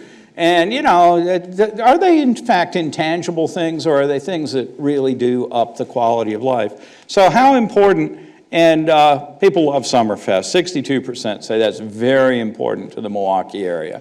27% say somewhat. I kept not very and not at all on these slides, but you're going to see they're very small minorities that dismiss these and this and the others as unimportant. I'd focus on how big that very important is. But yeah, people love Summerfest. We do some other things around here. How about the state fair? Mm-hmm. And you know, everybody wants something cooked on a stick, I guess. But we're in the high 50s of very there, and certainly no evidence that folks would just be indifferent if we shut down the fairgrounds. If we move on to the Art Museum as a specific example of a cultural institution, earlier we asked about cultural institutions differently, it's almost as high as the state fair, 53%. Rate that is very important. And we have had some controversy and discussion about pro sports teams, both 20 years ago and more recently. But what you see here, again, 52% a solid number. Rate those things as important. So taken as a whole, there's a widespread consensus that these sorts of cultural venues or events are pretty important, in fact, very important. As always, the debate becomes in the details of, well, what are we really willing to invest in keeping them, or should we be better off without them? And mostly on these, we like them. We're going to take a couple of minutes here to wrap things up. And I guess, Charles, what I should say is this is the first of regular polling. There's just damn many. Yes. Where do we go from here? Yeah, we're going to do something a little bit different here compared to the regular statewide polls, and so you can keep an eye out for this. You're going to see some blog posts starting to appear from the Milwaukee Area Project on the law school's blog site. Sometime in the coming weeks or more likely months, you'll see us developing more of a web presence for these things. And in particular, I've given you the top line figures and a few breakdowns by groups here. As always, the details are on the website, but expect to see us start publishing small pieces electronically, and some of them we'll do here in the building, where we dig deeper down into our survey data, into the economic data on the region that is available from the federal government and surveys of employment and other kinds of things. So whereas the regular statewide polling, we really focus on each one as it comes.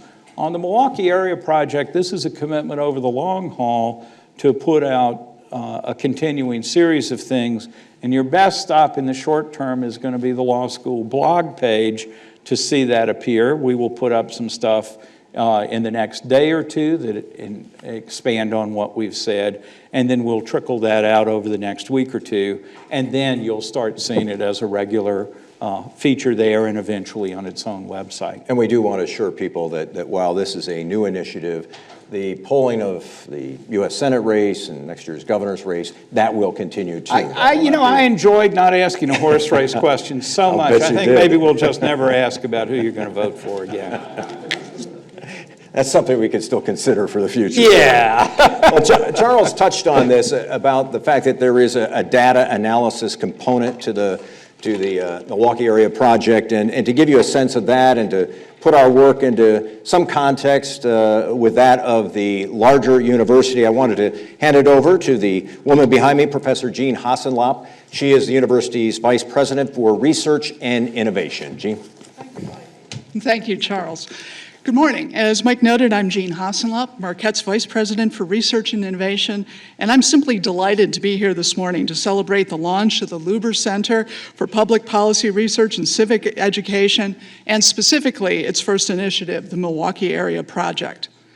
As Marquette seeks to advance the goals of our university's strategic plan beyond boundaries, we have sought to grow areas of highest research potential, emphasizing collaboration that can help address community and world problems.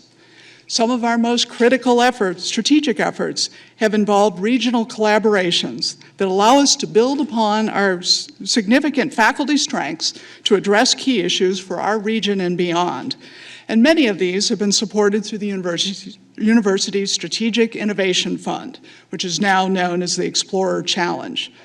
I'd like to offer this morning a few examples that demonstrate our commitment to research and innovation that impacts our region and where I look forward to seeing future connections with the work of the Lubar Center. First, Marquette has had a long history of research strength in a variety of biomedical disciplines that range from basic sciences to clinical health delivery, not including, of course, our role as the state's only dental school. We are part of a unique national model for large-scale regional collaboration that focuses upon translating biomedical discovery into better health of our community. The Clinical and Translational Science Institute of Southeastern Wisconsin, known for short as CTSI, is a Milwaukee-based collaboration between the Medical College of Wisconsin, Marquette University, UW-Milwaukee, Milwaukee School of Engineering, the Blood Center of Wisconsin, and 3 hospitals, Froedtert, Children's, and the Zablocki VA. The CTSI is now supported by a second $20 million grant from the National Institutes of Health and is looked to nationally as a model for collaborating across institutional boundaries to best leverage the strengths of each of its member institutions. And indeed, we have the most complex structure of any of the NIH-funded clinical translational programs. Our CTSI today is deepening its focus on what is needed to improve community engagement on health issues and to create opportunities for a more diverse biomedical workforce in our region. Here at Marquette, we have faculty and students engaged in a wide range of health-related research that includes participation in collaborative efforts such as the Milwaukee Trauma Outcomes Project and the Stroke Rehabilitation Center of Southeast Wisconsin, which is a brand new joint effort of MCW and Marquette. The partnership between Marquette and MCW in creating a joint biomedical engineering department over the past couple of years will be the center of many more exciting research developments and discoveries that will help impact the health of our community. I would also note that Marquette is focusing campus conversations throughout this year on the topic of health equity through the Marquette Forum, our annual topical series designed to bring together the university and the community for a deep exploration of critical societal issues. Another area of research focus at Marquette is on water, something that can have critical public health implications, as well as something which is a key driver for regional economic development.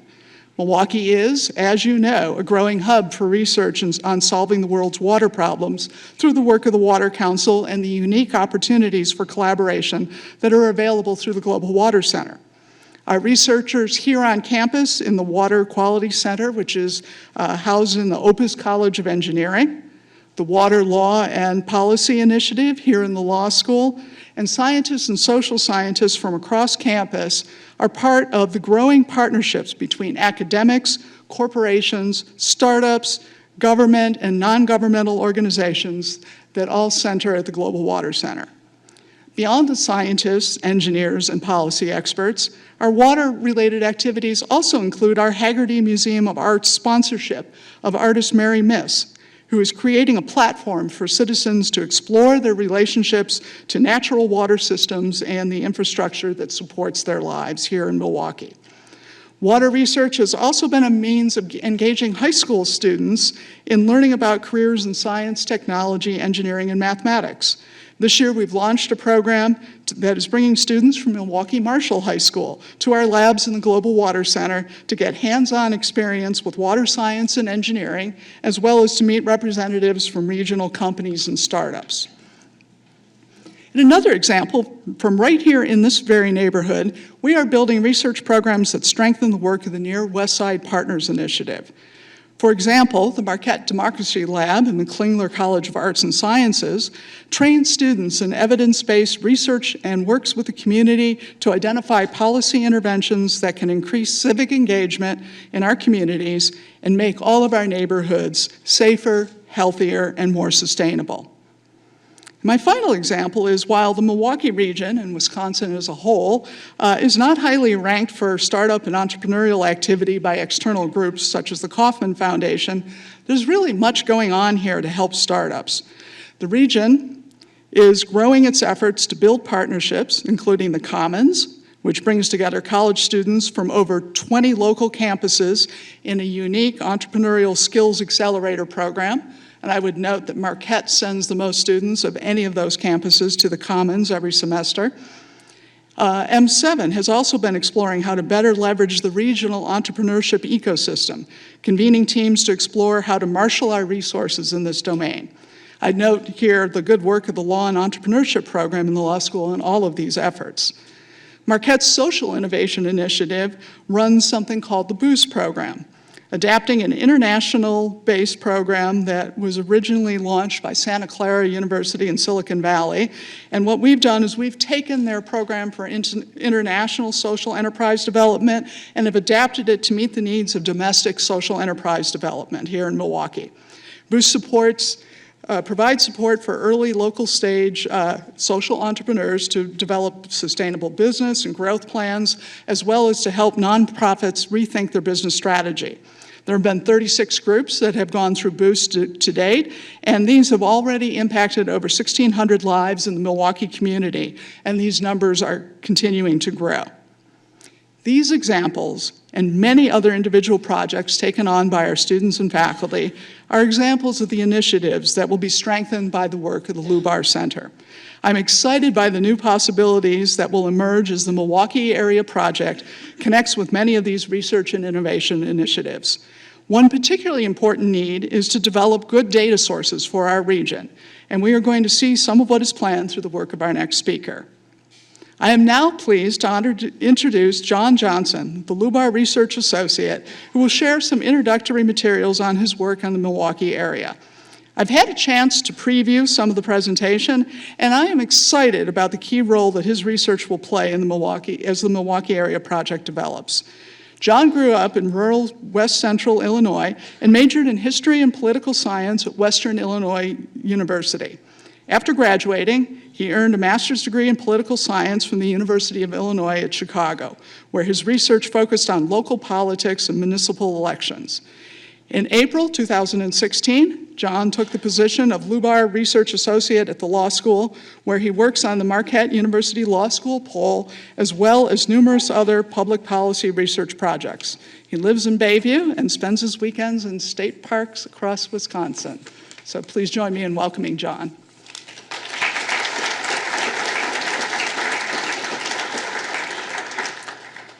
Thank you, Jean. All right, today we are talking about the connections and relationships between communities in the Milwaukee area. Throughout the presentation, I'll be referring to a variety of maps, and just to make sure we're all on the same page, here, of course, are the 5 counties we're focusing on today. These are the county seats, the major cities within them. And this is what the map looks like with the 107 or so cities, towns, and villages that make up our region's municipalities. Now, this polarized map might be the most common view many take of our region. It's certainly one we at the Law Poll regularly discuss, but today, instead of pitting the city and suburbs against each other, we'll talk about just some of our many connections. Before moving on, I'll point out that the region is actually less polarized politically than it was in 2012. In 2016, Waukesha County became less strongly Republican, while Milwaukee's inner northeastern and western suburbs flipped from leaning Republican to leaning Democratic. 2 main population trends are evident in the region's recent history. Since 1990, the region has enjoyed steady, if slow, growth. Simultaneously, Waukesha County has made steady inroads into Milwaukee City's dominant position. Racine County has largely held steady, while Ozaukee and Washington have made considerable gains. Still, these latter 3 counties constitute less than a quarter of the region's overall population. Total employees by county tells a similar story. Milwaukee has trended slightly down, while Waukesha has grown quickly, but both have recovered from the Great Recession at about the same speed.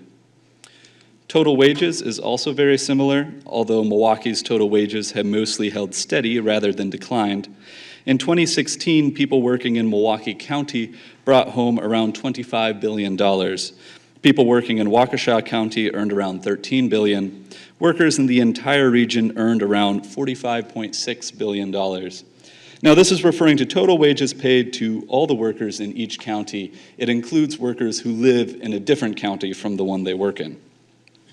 Across these measures, Milwaukee today is the primary population and economic force for the region. As a county, it employs over half the region's workers, generates over half the region's wages, and is the residence of over half the region's population. But the region's counties cannot be understood with a simple central city-suburban dichotomy. In fact, thinking about these units as individual economies at all is inaccurate. So, for example, This is a map of everyone who commutes out of the city of Milwaukee. People from Milwaukee work in nearly all the other major communities in the region, and those faint red lines you see are people traveling to places outside of the 5 counties. This is the map of everyone who commutes into the city. You can see that even more communities are represented, and quite a few more people are drawn from distances outside of the 5 counties.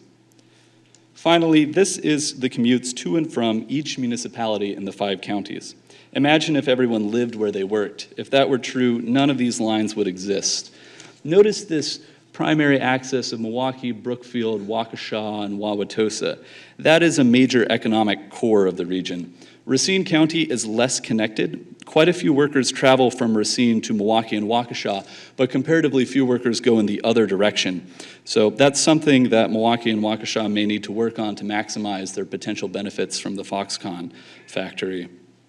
Now, those maps show commutes in both directions, so this one shows the net flows. Green municipalities have a higher daytime population than at night. Milwaukee County attracts by far the most workers. Some 125,000 people come here to work every day from a different municipality. Still, nearly 95,000 people leave the city every day. 30,000 of them go to Waukesha County, while 30,000 in Waukesha County commute to the city of Milwaukee. So the net worker balance between those two regions is virtually equal. No matter where you live, you probably get to work the same way by driving 20 to 25 minutes in a car alone. Regionally, 8% of people carpool, 4% use public transit, and just 3% walk. People in the city of Milwaukee are the least likely to drive alone. 11% of them carpool, 9% take public transit, and 5% walk, though you can see driving alone is still by far the most common choice. And knowing that the great majority of commuters travel alone by car lets us get at that question of commuting a different way. This data is from a Wisconsin Department of Transportation traffic camera on I-94 just west of 37th Street. Probably quite a few of you passed it on your way here this morning, although apparently not Charles. Of course, it's not the same thing as commuting. It includes people driving for other reasons, people work during other times of the day. In this graph, I'm just showing early morning commuters from 4 a.m. to 10 a.m. But early morning traffic is a reasonably good measure of a large portion of our commuting, and sure enough, in recent years, east and westbound flows have converged at right around 20,000 each direction every morning. In the past, eastbound flows were a little bit higher, but in the recovery from the Great Recession, they've converged. And if you think about that 30,000 total daily commuters between Milwaukee and Waukesha County each day that the census provided, this number is right in line with that. And it's nice to have confirmation from a completely different data source than the census provides. People tend to move where jobs are, so unsurprisingly, this map of population change has similarities to the map of net commuters. During the 1990s, here on the left, most of the suburban areas had strong population growth while Milwaukee hemorrhaged people. Since then, the city has stemmed its losses. It's even grown in some years, while suburban growth has concentrated in specific incorporated cities and villages. Leaving aside the city of Milwaukee, growth in the region has really slowed considerably since the 1990s. All of these maps are scaled the same way to annual percent of change, so you can see that during the 2010s, really no place has grown at a rate comparable to that of the 1990s. Population growth comes from two sources: fertility and immigration. Southeastern Wisconsin does not do very well with migration. In the most recent data available, which is 2016, the Milwaukee, Waukesha, West Allis Metropolitan Statistical Area, which is Milwaukee County and the Wow counties, had a net outflow of about 4,800 people. That's about 0.3% of our population. Racine lost 2,200 people, which is 1.1% of its population. To be clear, this is domestic migration, and it doesn't include people entering or leaving the country because we don't have as good of numbers on that. However, just looking at the MSA level obscures some of the trend. This map shows where people from out of the region move to. Milwaukee City receives a disproportionately large share of newcomers. The city contains around 34% of the region's population, but it gets 39% of new movers. Waukesha City also receives a disproportionately large share of newcomers, though less so than Milwaukee. Together, we can consider those two cities the driving forces that attract people to the region. Some of you may remember an event Mike Goucher hosted here at the law school with the urban scholar Richard Florida. One of the important insights from Florida and other urbanists is that people don't simply move to where jobs are. At least at the higher skilled end of the economy, businesses move to where they think they can attract the most talent, and that talent in turn creates new businesses. That so-called back to the cities phenomenon may explain Milwaukee's remarkably robust growth in total establishments during the recovery from the Great Recession. From 2010 to 2016, this part of the line, Milwaukee added 4,377 more establishments, according to the Bureau of Labor Statistics' quarterly census of employment and wages.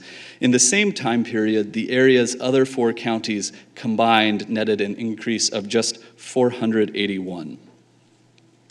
Here's a bird's eye view of changes in regional jobs since 1990. In this graph, almost all non-farm jobs have been lumped into the 9 categories you see here. At the top is education and health, which has enjoyed decades of nearly unbroken growth. So far, education and health has been almost recession-proof. It recovered very quickly from its small dip around 2010.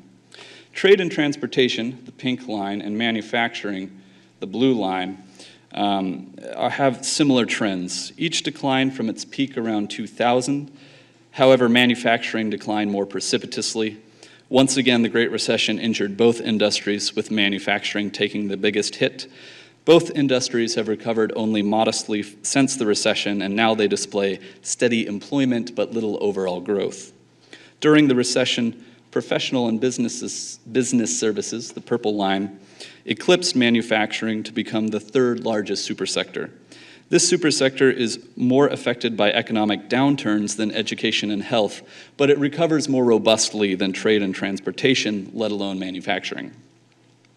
Looking further down, leisure and hospitality has grown slowly and steadily. It's nearly eclipsed government in terms of employment.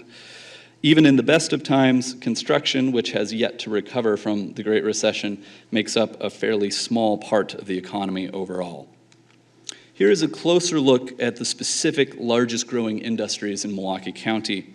These aren't necessarily the fastest growing, they're just the largest industries which have grown at all since 2000. Let me just draw your attention to a few of these that I think aptly demonstrate changes in the new economy. Some of the growing sectors like hospitals, management, and higher education pay quite well. Others do not. These include services for the elderly, restaurants, and assisted living facilities, lots of service sector positions. The same chart for Waukesha County includes some different industries.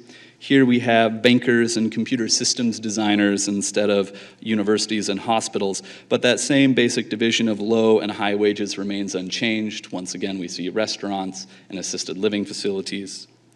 Thanks to Wisconsin's Department of Workforce Development, we also have projections of which jobs will grow the fastest by 2024. Milwaukee will add a lot of highly paid nurses, but also a lot of nursing assistants and personal care aides, most of whom will do well to make $25,000 a year. We see this where we'll add computer systems analysts, but probably even more janitors and home health aides. Similarly, in the WOW counties, there will likely be many well-paid jobs for sales representatives, but even more low-paying jobs for personal care aides and food workers. Some market research analysts will be hired, but interestingly, the DWD projects even more fitness trainers and aerobics instructors. So where will these workers come from? In both cases, it's a good bet that many will come from Milwaukee. As you may recall from a couple slides ago, Milwaukee is home to the strongest growth in higher education. Since the region draws comparatively few new migrants, retaining much of our own highly educated workforce will be necessary to fill those higher skilled, higher paying jobs. Milwaukee is also likely to provide the region's lower income workforce, if only because Milwaukee is where our future workforce lives. This is a map of census tracts by age. Most of Milwaukee has a median age of less than 30. Racine is also young, as is just the core of Waukesha City, but much of the rest of the region has median ages in the 40s and 50s. This is even more apparent in a population pyramid. The most populous 4 age brackets in Milwaukee City, here on the left, are all under 30 years old. The largest age brackets in Waukesha County are people ages 45 to 65. Waukesha's workforce will age out just as Milwaukee's population is entering its prime working years. And this growth in the elderly population is, of course, generating new jobs, as we saw in those charts of job growth in assisted living and personal care facilities. The Milwaukee region is extremely segregated by race and ethnicity, as these 3 maps show. On the left is percent African American, in the middle is the percent Hispanic or Latino, and on the right is the percent non-Hispanic white by census tract. Actually, I believe that's block group. This is the result of decades of discriminatory policies at various levels of government and society, both formal and informal, and this segregation occurs in tandem with many other disparities. Median household incomes are lowest in Milwaukee and Racine. Likewise, the poverty rate is highest in the same areas, reaching to 60 to 80% in some neighborhoods, though it's worth pointing out that there are pockets of heightened poverty in every suburban county as well. Some good news is that the prime age labor force participation rate is fairly high across the region. This includes people ages 25 to 54 who either have a job or are looking for work. Still, the participating rate is generally lower in those more disadvantaged neighborhoods of Milwaukee and Racine. Why is that? Well, a good guess is that when people in those neighborhoods do look for work, they are much less likely to find it. Unemployment rates over 20% are common throughout much of Milwaukee, while they are under 5% in virtually all of the suburban areas. And to be clear, these unemployed people are included in the labor participation rate because they are participating in the labor force by looking for work. But you can imagine if you were considering whether or not to enter the labor market and 20% of the people you knew who were participating in it couldn't find a job, that might dissuade you from doing so. I should also say that this data is from 2015, it's the most recent available. We can assume that all of these rates have fallen somewhat since the county unemployment rates have been falling steadily since then, but the relationships between them are probably unchanged. We'll have the updated data to 2016 in December of this year. Other good news is that when people do find full-time year-round work, it really raises them out of poverty. This is true in every neighborhood. Here we see the poverty rate among full-time year-round workers, but still the poverty rate for these workers is highest in Milwaukee and Racine. Of course, many people who work are unable to find those full-time year-round jobs. Here is the poverty rate among workers whose jobs are not full-time year-round. They may be part-time, they may be seasonal. Though still particularly concentrated in Milwaukee, rates are high across the region. Many working families in every county remain mired in poverty. And this poverty has long-term intergenerational consequences. In this data, which was built by Milwaukee native and current Stanford economist Raj Chetty, Milwaukee ranks dead last among Wisconsin counties in terms of intergenerational income mobility. Racine is 4th worst, Waukesha is middling, and Ozaukee and Washington are in the upper half. The practical effect of this is that a poor kid growing up in Milwaukee can expect to earn $3,200 less than the national average at age 26. A kid growing up under similar circumstances in Waukesha would earn $3,300 more than the national average. That's a difference of $6,500 in annual income for kids growing up in the neighboring counties. And that disparity remains even for average income families. A kid in an average income family from Milwaukee can expect to earn $3,400 less at age 26 than if she or he had grown up in Waukesha. There are many causes and exacerbators of intergenerational poverty, as we know from Matthew Desmond's book Evicted, which is set here in Milwaukee. But one enormous contributor is housing instability. People across the Milwaukee region pay too much in rent to landlords, but the city of Milwaukee is especially plagued by exorbitant rents. The 2 dark shades on this map show places where the median rent is over the recommended 30% of household income. Each of the 5 counties have communities where people pay, on average, 40% or more of their income. That's the darkest shade you see. Nearly the entirety of Milwaukee's disadvantaged neighborhoods are paying well over 30% of their household incomes, and in some neighborhoods, the average renter pays over half. You might wonder, why don't people in Milwaukee move somewhere cheaper? The answer regionally is that Milwaukee already is the cheapest place to live. Housing in suburban areas is even more expensive. We have a serious lack of genuinely affordable housing across all 5 counties. And if the future jobs charts I showed a few minutes ago are any indication, this problem will only become larger and more critical in the future. So as you look at this commuting flow map again, I hope the significance of those lines connecting each community to every other are more clear. The 5-county region is not a simple city and commuters suburb system, nor is it a place where the central city is a dead weight holding back the prosperous suburbs. Instead, it has become a multipolar economy with a shared workforce. Poverty and underemployment are not just problems for individual communities, they are regional problems and they require regional solutions. Only by addressing these issues will any community in the Milwaukee area be able to reach its full potential. Thank you.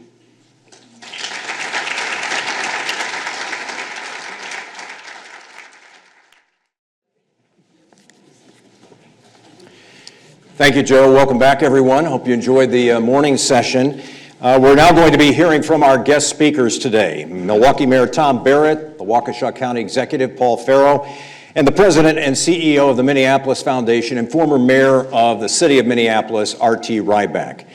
Let me take just a moment to explain how this portion of the conference will work. We have asked the Mayor and the County Executive to each speak for approximately 20 minutes and to offer his vision for this region. What will Milwaukee be, say, 10 years from now? What role will their communities play in their vision? Following their remarks, the mayor and the county executive will join me over at this table for about 20 minutes of questions. I'll ask a few, and then we'll open it up to you, the audience. And you can ask both the mayor and the county exec what's on your mind. Immediately following that presentation, we will introduce Mayor Rybak, who will deliver today's keynote focusing on his experiences in the Minneapolis-St. Paul area, but also his observations about the keys to regional success. Before we get started, and I should say we'll take a few questions for Mayor Rybak too after his presentation. He'll speak for about 25 minutes, and again, we'll want to hear from the audience.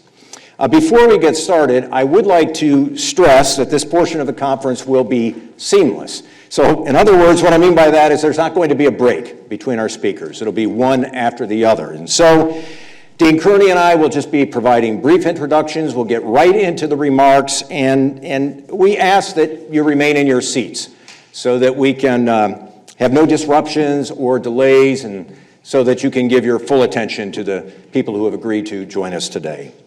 So let's begin. Our first speaker today is Milwaukee Mayor Tom Barrett. The mayor, as you know, is the chief executive of the state's largest city, a population of about 600,000 folks right now. Mayor Barrett grew up on Milwaukee's west side. He went to Marquette University High School. He then went on to UW-Madison, and he has a long career in public service. He served in both the state assembly and in the state senate. He served 5 terms in the U.S. House of Representatives, and he was then elected mayor of Milwaukee back in 2004. He has since been reelected 3 times. Won't you please welcome Milwaukee Mayor Tom Barrett. Mayor. Thank you, sir. Well, good morning. I am honored to be here. I'm going to turn this on, and probably not because I want to check anything other than make sure I speak the correct amount of time if I go too long or anything like that. But I really am honored to be here this morning. It's great to see R.T. Rybak here, who was a mayor of Minneapolis, and I have to tell you why I don't like R.T. He retired after, I think it was 3 terms in office, if I'm not mistaken, with his popularity sky high. And you always look at other mayors and see, how can I emulate them? How can I take their ideas and make them claim they're my own and be successful in doing that? And then I saw a picture of him being body passed at some event, you know, where like they do at college football games, where they lift up the person, and I'm thinking, first of all, I'm too heavy for that. Second, there's no way I could ever do that. So you get in the 86% approval rating when you get body passed, and I'm not willing to go there, R.T. No, that's not going to happen. It's not going to happen. I'm also pleased to be with Paul Farrow, my counterpart from Waukesha County. He just said to me, where are we going to be next week? Last week we were together. So you'll see there's some regional cooperation that's actually in the offing. When we presented our announcement that we were working together to try to get Amazon located here in southeastern Wisconsin.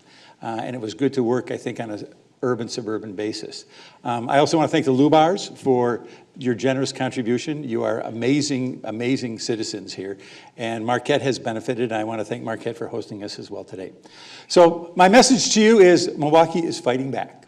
Milwaukee is in a place right now where we haven't been for many, many years, and some would even say many generations. We've seen the slides behind us now that talked about the drop in population, starting probably in the late 1950s. But you've seen a slow but steady increase in the population, in large part fueled, quite honestly, by the Hispanic population, which is something that I think that we have to be mindful of when we talk about this community and this region, the growth in the Hispanic population. You've seen that the growth in new enterprises, I think was the term, is dramatically in the city of Milwaukee. And those are just the numbers. But if you go to the heart of the city, and I use that word intentionally, the heart of the city, because it encompasses downtown and the areas around downtown. The area of Milwaukee United is a group that's come together to try to move forward, and we've got Tony Griffith, who R.T. had helped us get here as well, to try to move forward the entire region, but particularly the heart of the city. And I want to start there, because if you go to the heart of the city, you are going to see more construction than we have seen in generations. And I think everybody here recognizes that. From the new Northwestern Mutual, incredible, iconic building, to the second building that they're building, and I have to give you 10 seconds on that, because after they were under construction for the first building, John Schlifsky came into my office and said that they were going to build a second structure that was going to have 8 stories of parking and 25 stories of apartments. And then he used the 2 phrases that every mayor loves to hear. They are, we already control the land, and we're not asking for any money. And that's music to any mayor. Sean Riley is here from Waukesha. He knows what I'm talking about. That's music to any mayor's ear, is that, in other words, we're ready to go. But it doesn't stop there.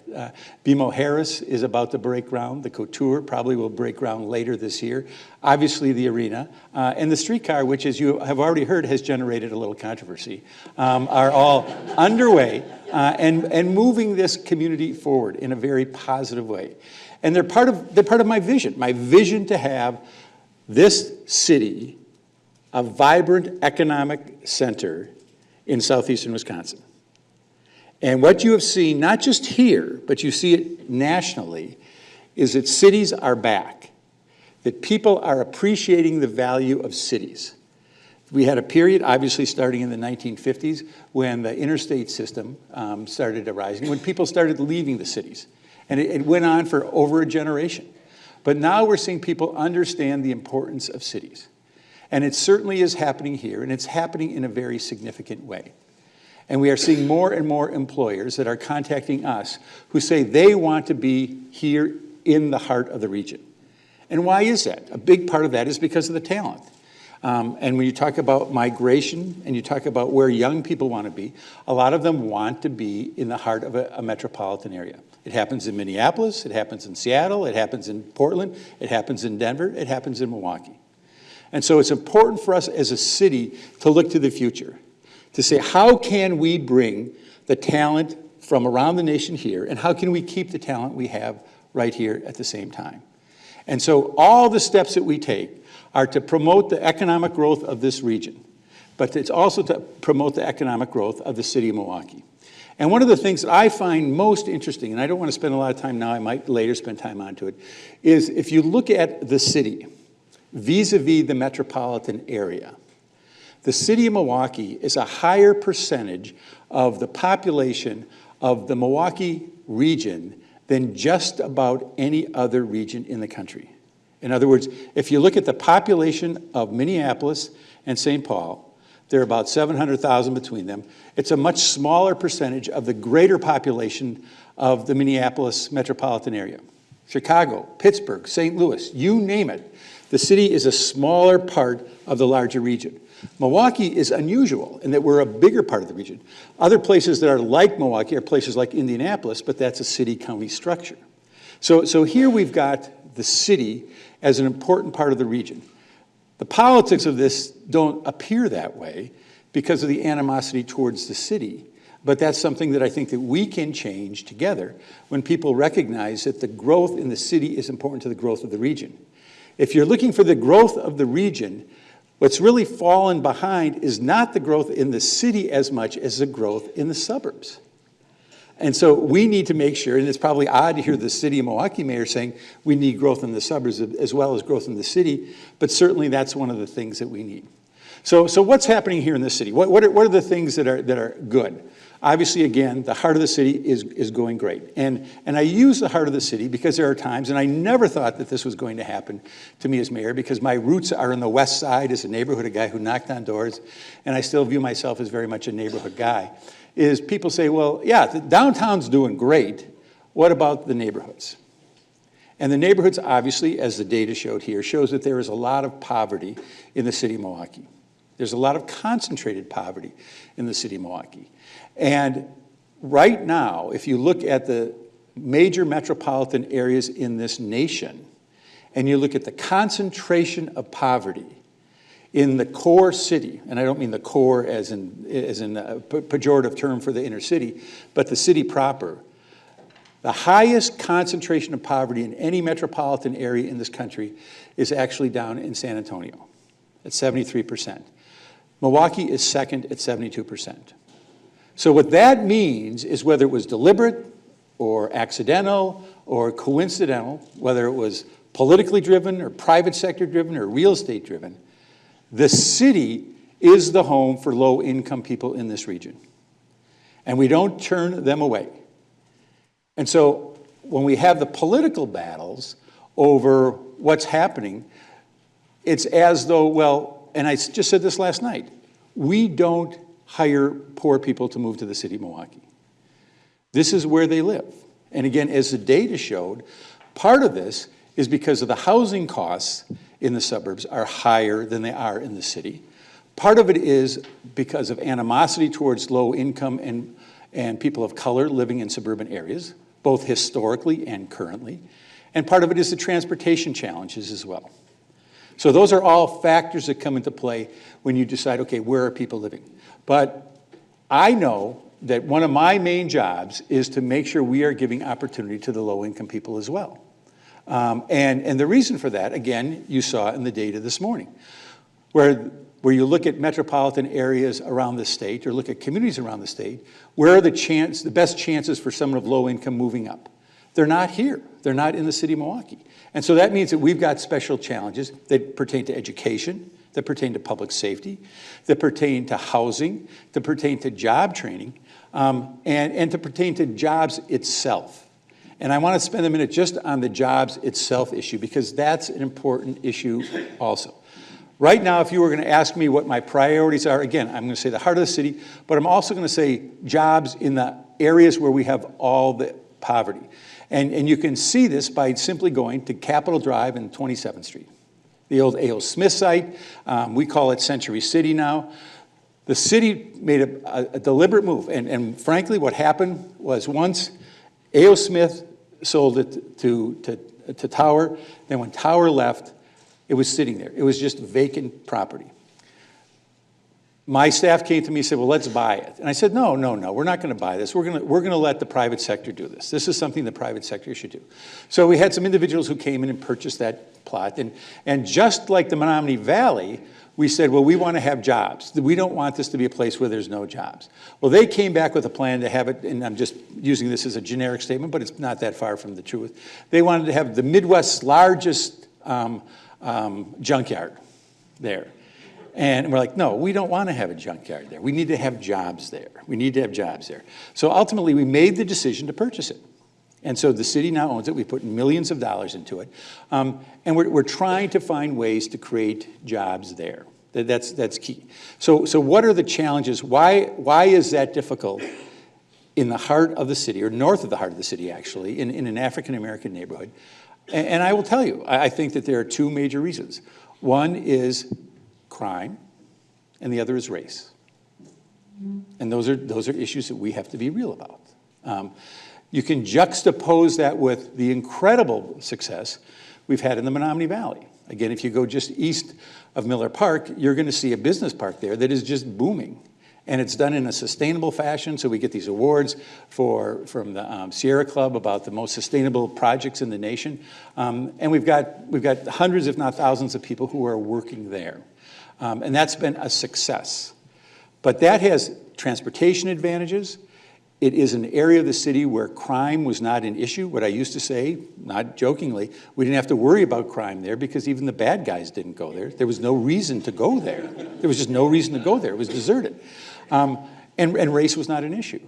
But then you go to the north side, and you've got a similar area where we are in the midst of doing this.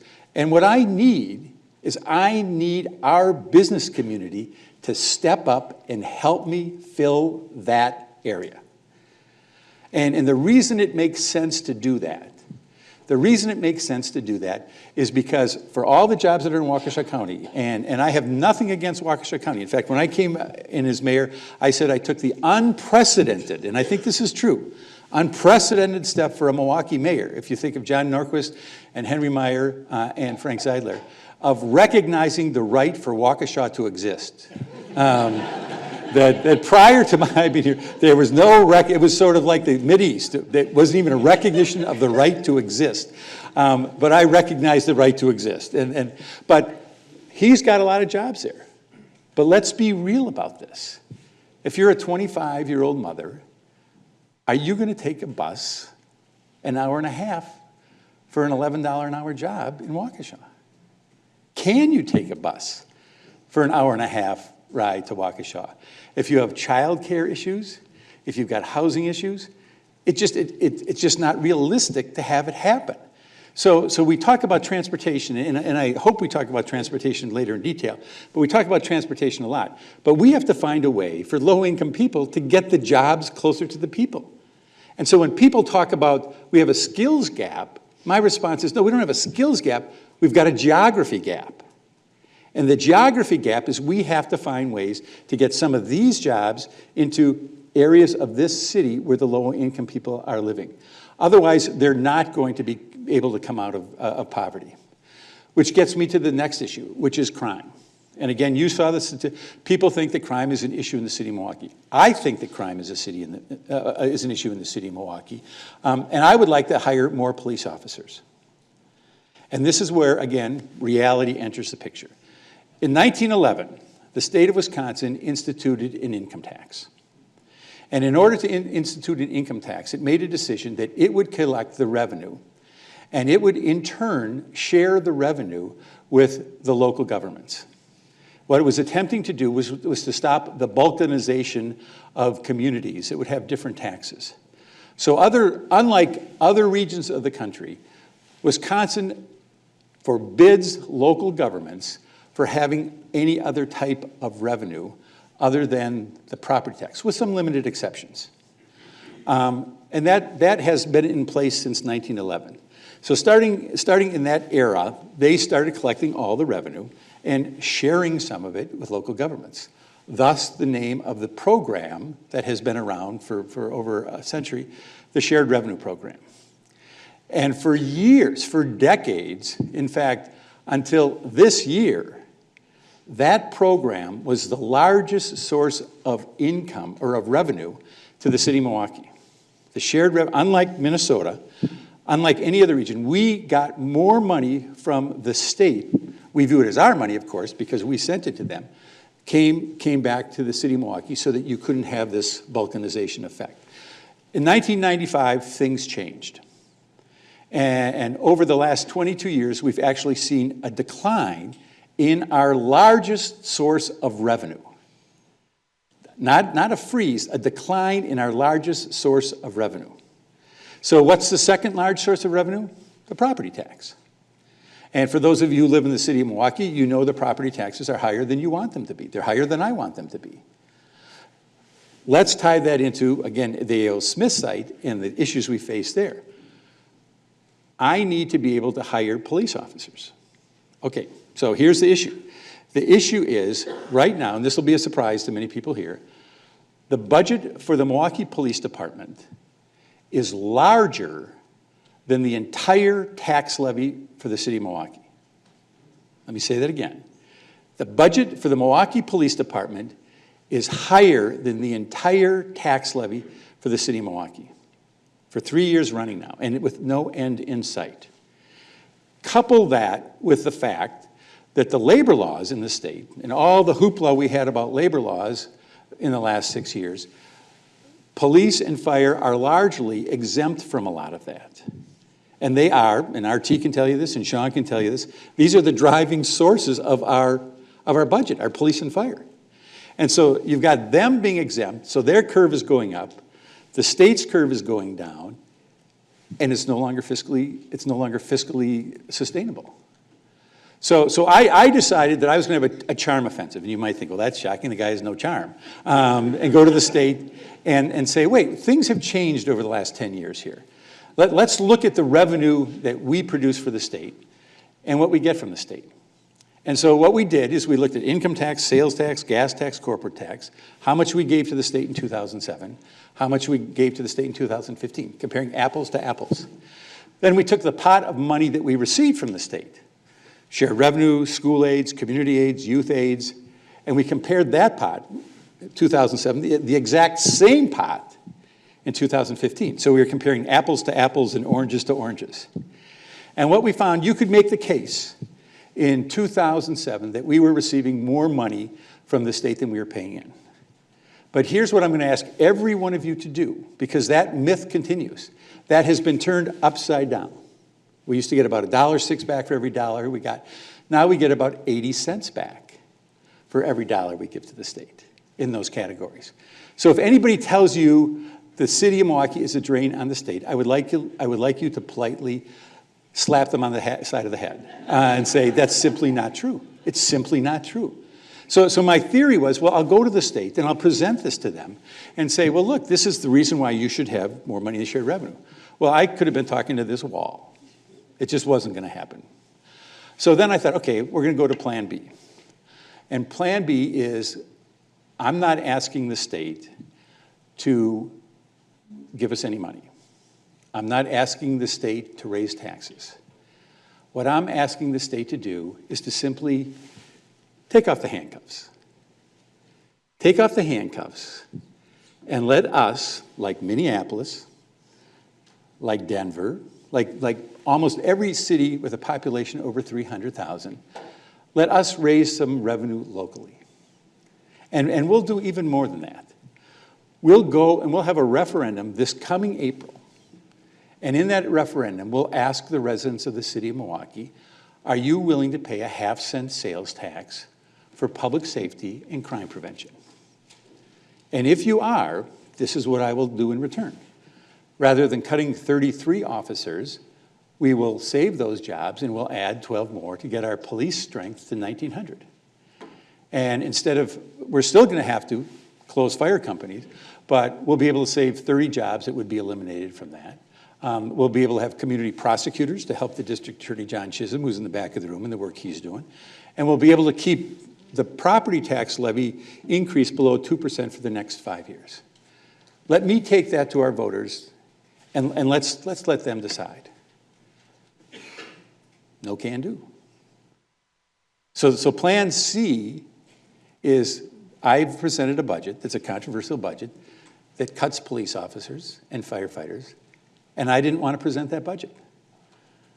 So what is my point here? My point is we can't have the center of this economic region have its hands in handcuffs. And we have to be able to grow. We have to be able to invest. We have to be able to make investments for the young people that you saw. You saw the shapes of those, where the young people are. We have to get summer jobs for those young people. It's been a high priority for mine. We have to be able to do these things.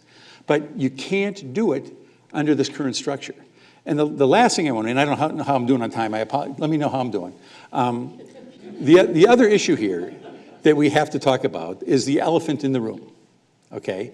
And we're not talking about Republicans. The elephant in the room is the pensions. The pensions, the public pensions.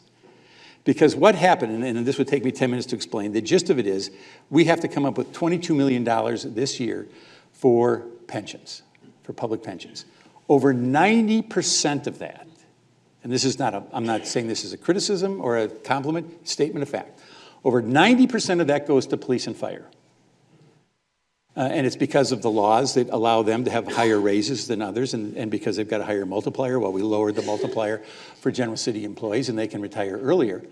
So part of the reason we have to make these cuts is because we have to put an additional $20 million. Now, for a total of $83 million, a line item that didn't exist 10 years ago, we now have to put $83 million in for pensions. And 70% of the overall number goes to police and fire. And again, I'm not against police and fire, but I'm not going to be closing libraries. I'm not going to be taking out public health nurses. And I think that's what some people want us to do. So am I upbeat about the future? I want to end on a high note. I'm extremely upbeat about the future because I can see all the progress we're making. Do I know we have to do more for people of low income? Absolutely yes. Do I know we have to do more for public safety? Absolutely yes. Do I think we're on the right trajectory? Absolutely. And what we need is we need a recognition from our partners in Madison that we are important and that we cannot operate with the handcuffs that were placed on us in 1911. That's what we're asking today. Thank you very much. Thanks, Mayor. Appreciate it.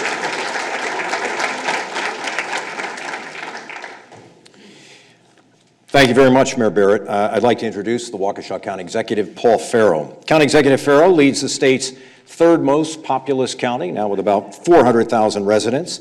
Like Mayor Barrett, he has Milwaukee roots, and like the mayor, he also attended Marquette University High School. He also graduated from Waukesha County Technical College and Carroll College. County Executive Farrow was elected to his current office in 2015. Prior to his role as county executive, he served in both the state assembly and the state senate. He also served as the assistant Senate Majority Leader. Won't you please welcome Waukesha County Executive Paul Farrow.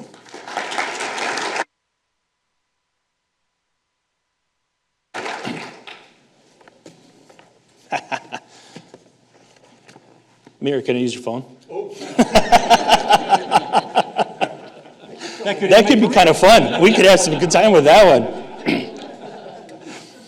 Talk about consolidation of departments here now. Well, Mike, thank you for having me here. And Lubars, thank you so much for your generosity throughout this whole region. And what you guys do for the region is just phenomenal. And Marquette, I want to thank Marquette for allowing me to come here. Most of my family went through school here. As you know, mom and dad graduated. My twin brother graduated. I was the smart twin and realized I didn't want to be with Peter here. I don't know what I was thinking.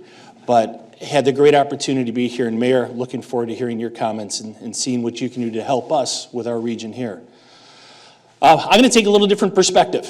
And I think, as the mayor and I have talked on a couple of different occasions, I look at the broader region coming from Waukesha County. And so I'm going to look at what's the county's going to look like, what the region's going to look like 10 years from now. In order to do that, as I was setting this up, I was thinking 10 years, it's a long time. So I looked back and sat down and said, okay, 10 years ago, what was happening? 10 years ago, the iPhone was kicked off, $399, the very first one. Think about what did we do with our lives before that happened? We had a quarterback in the Green Bay Packers by the name of Brett Favre. The Bucks had a homegrown owner in Herb Kohl, our U.S. Senator. And my boys were 10 and 14. So I come 10 years forward. Now the iPhone X costs $1,000. The Bucks have new owners in New York, but they're going to have a new building here next year, which is going to be phenomenal. The Packers have a quarterback named Brett. He's going to do well. We're excited, right? It would be nice if Aaron came back. My boys are 20 and 24. Life is a little different for me. And then I look at 10 years from now, and I wonder, not about those trivial things of the Bucks. I think the Bucks are going to be good. I think the Packers are going to be okay. But my boys are going to be 30 and 34. Where are they going to be Where are they going to be raising their families? Hopefully, and if there's anything I have to do with it, they're going to be right here. Because Milwaukee and this region is going to be a vibrant community. We're seeing things happen now. But the whole region is going to be changed. The dynamics of the region are going to continue to grow and expand. This is truly going to become an area that's a destination, not just an option. Businesses, families, individuals are going to be coming here, as the mayor said, for the jobs, for the opportunity, for the lifestyle and the quality of life that we're going to have. There's a couple of reasons why I think that's going to happen. When you look at the economy and what's going on right now, we have a stronger, stable economy than we did 10 years ago. But in Wisconsin, we've got a platform for business growth and business development. And we've seen that in things that are going on. I'm going to touch on them shortly. We also have more and more consolidation and conversations around how do we get our government footprint to be smaller. Not how do we reduce services, but how do we make it more impactful. And then one of the big keys that we talk about constantly is going to be the infrastructure. And I'm not just talking about the roads. I think there's going to be a new area of an infrastructure that we're going to be looking at, and it's called the Internet of Things. The interconnectivity that we have with technology in everyday lives is going to be a huge development as we move forward. But when we look at the economy, I mean, there's one word that you can talk about right now when you talk about Wisconsin's economy. That's Foxconn. Good, bad, or otherwise, it is going to have an impact on what's going to happen in the next 10 years.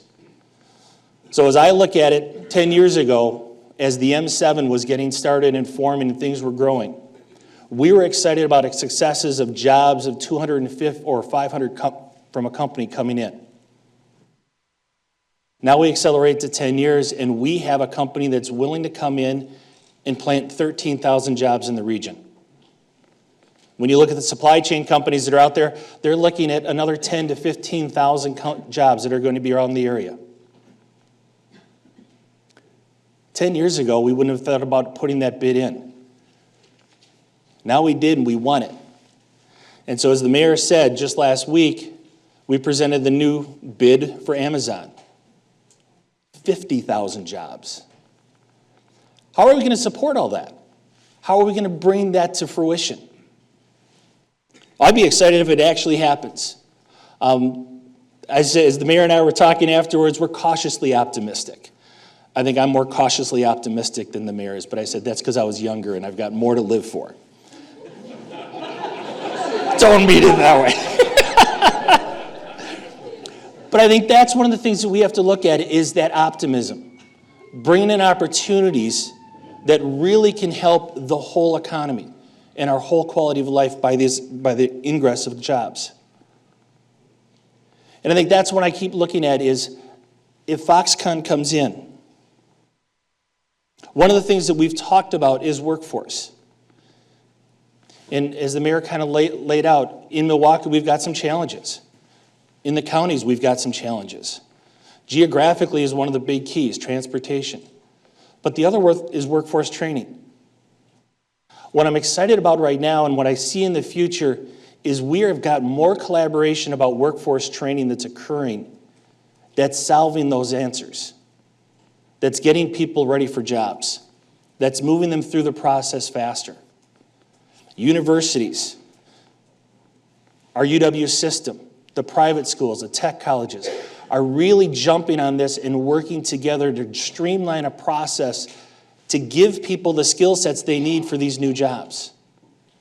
I think that's something that we're going to constantly see, and I think you're going to hear that throughout my entire speech, collaboration. We're going to need more and more opportunities where we can work together, and we can really build a true region. 7 counties strong, we're over 2.5 million people right in that ballpark. We make up a majority of the population in Wisconsin, but it's a big area, and there's still challenges that are going to go with that. I keep looking back, though, when I look at the workforce. One of the things I'm excited about is the opportunity, like I said before, to grow this region. It's going to be a destination. When I get opportunities like Foxconn that comes in, advanced electronic technology, they're going to be a catalyst, but they're not the answer. The answer that we have it right now, is our small businesses. And when you look at the strength of the small business in this region, it outperforms everybody else. In Waukesha County alone, we have over 90% of our companies have fewer than 50 employees, and they're expanding daily. They talk to me about the opportunities that you see with Foxconn because of the residual effect. Instead of a brain drain, we're going to see a brain gain. We're going to see people coming to this region. We're going to see the colleges, universities preparing kids to actually stay here and live here. And that is going to build our population. It's going to grow who we have. And I think it's going to happen across the whole region.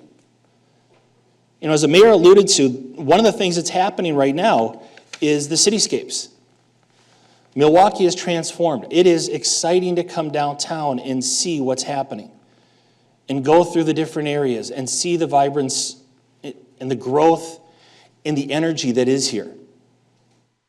How many of you guys have gone across the street from the BMO Harris Center and seen the new arena and see what's happening? Isn't it exciting?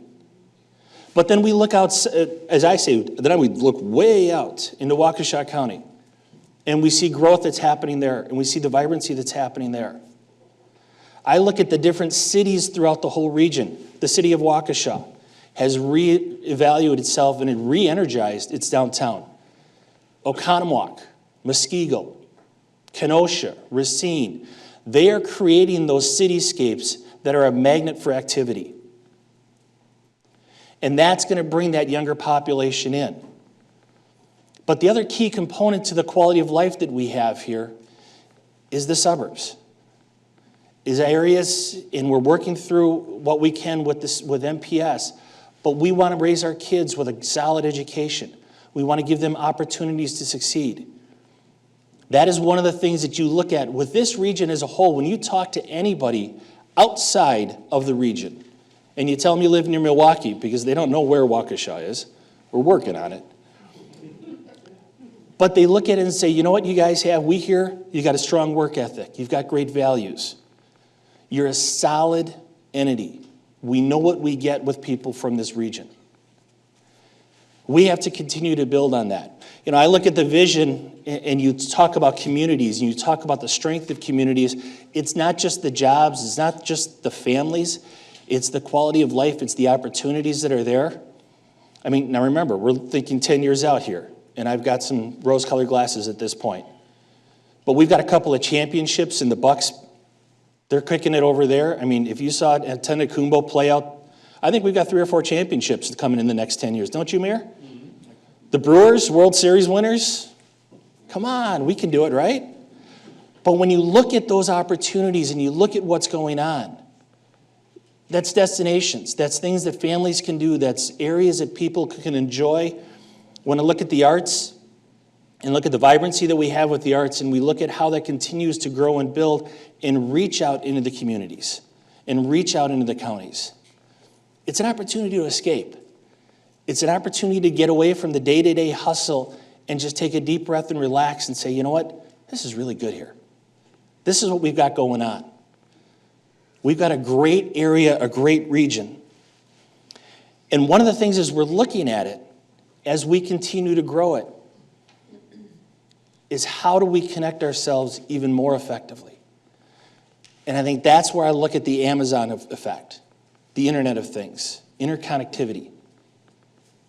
We talk about our infrastructure. We usually talk about our roads. We talk about our waters. We talk about electricity. Now we have to talk about the Internet. We have to understand the importance of how we use that and how we utilize it.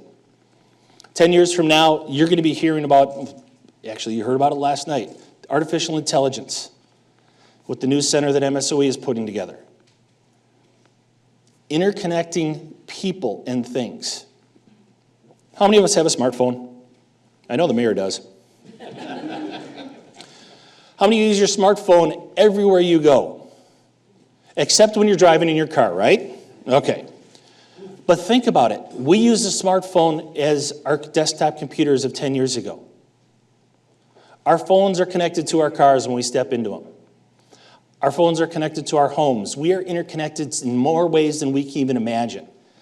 And it continues to grow and grow and grow. So we need the strength of that broadband, of that frequencies, of the range to keep building upon this. But when I look at it, and I look at the Internet of Things, it's not just connecting us and our computers. How do we as government connect with you? How can we pay taxes differently? How can we pull permits differently for new homes or for companies? How can we use the computer and the speed of the computers that are going to be growing to reduce the time it takes to get some things done? Instead of 6 months for a permit for a new development, it now takes a couple of days because the computer can crush through all the numbers. It can look at all the areas. It can determine the data. How can we reduce our impact of government and reduce that burden because we're utilizing technology to leverage how we connect with everyone? Those are the things we've got to continue to look at. I think those are the things, the areas that we're going to continue to grow with. It's a great opportunity. And one of the ones I always love to talk about is how is that going to change transportation? When you think about it today, you get in your car, you get on the bus, and you drive. If you're driving in your car, there's not much else you can do. 10 years from now, we're going to have, I believe, autonomous vehicles. They'll start growing in number. We're not going to see just individual cars. We're going to see buses that are worked on an autonomous system. They're being tested right now in California. How does that change our lifestyle when we can sit behind no wheel and do work? Text our friends legally. Or most importantly, check out the kitten videos on Facebook. Come on, we all love those. But you look at that and say, how does that change our lifestyle? We don't have to worry about rush hour traffic. Because instead of having cameras and somebody over the radio telling us, you got to watch out for this traffic on 43 and 94 east-west is only going to be 16 minutes from here to there, the cars talk to each other. And your car realizes, I've got to get to the destination at a certain point in time, so traffic's building up, I'm going to take a side route and go. And all you have to worry about is getting in and getting there. It also changes the dynamic because now do you need to have that car? Think about how it sits in the parking lot half the day if you're at work. Wouldn't it be easier if you had a service where you just call up and say, I need the car in 10 minutes, it shows up, it takes you to the destination, and then it moves on to other people while you're in there doing your work. These are the things that we have to look at, and that's how we've got to get a broader picture of how transportation is. You know, one of the things that we talk about constantly in the millennial generation is they like foot traffic. They like to move around. They like to bike. They like flexibility. They like the opportunity to go from point A to point B as cheap as they can. A lot of them aren't buying cars because they have other debt. But if you talk to them, they use the Ubers and the Lyfts to move around. They're open to the idea of a shared car service that gives them the flexibility. I was talking with Tim Sullivan from the Rev Group, and one of his divisions is recreational vehicles. The biggest growth that they've seen is in rental, especially on the West Coast, where the millennials come in, get their car, and then they move on. They drop off, they go into they take the RV, and they run out for a week, and they have life. They enjoy what's going on, and they bring it back. That flexibility is going to be a big key. And that's what we've got to continue to look for. There's going to be challenges along the way. I mean, there's always challenges. The mayor laid them out. There's a lot of political challenges we have. As much as we agree on 75% of the things, there's things that we disagree on. And so when you look at the polarity that we have at times, especially in this region, we will move towards individuals that have a shared idea. And we've got to look at how we can connect government more effectively. And one of the things, if you've probably heard in the news, Washington County is thinking about, are we sustainable in the long run? Or should we consolidate, merge potentially with another county? What would it be like if we only had 71 counties in Wisconsin in 10 years? In Waukesha, we have 37 municipalities. In Milwaukee County, I believe it's 19. What if there are only half of those? You know, we talk about smaller government, but is that really what we want?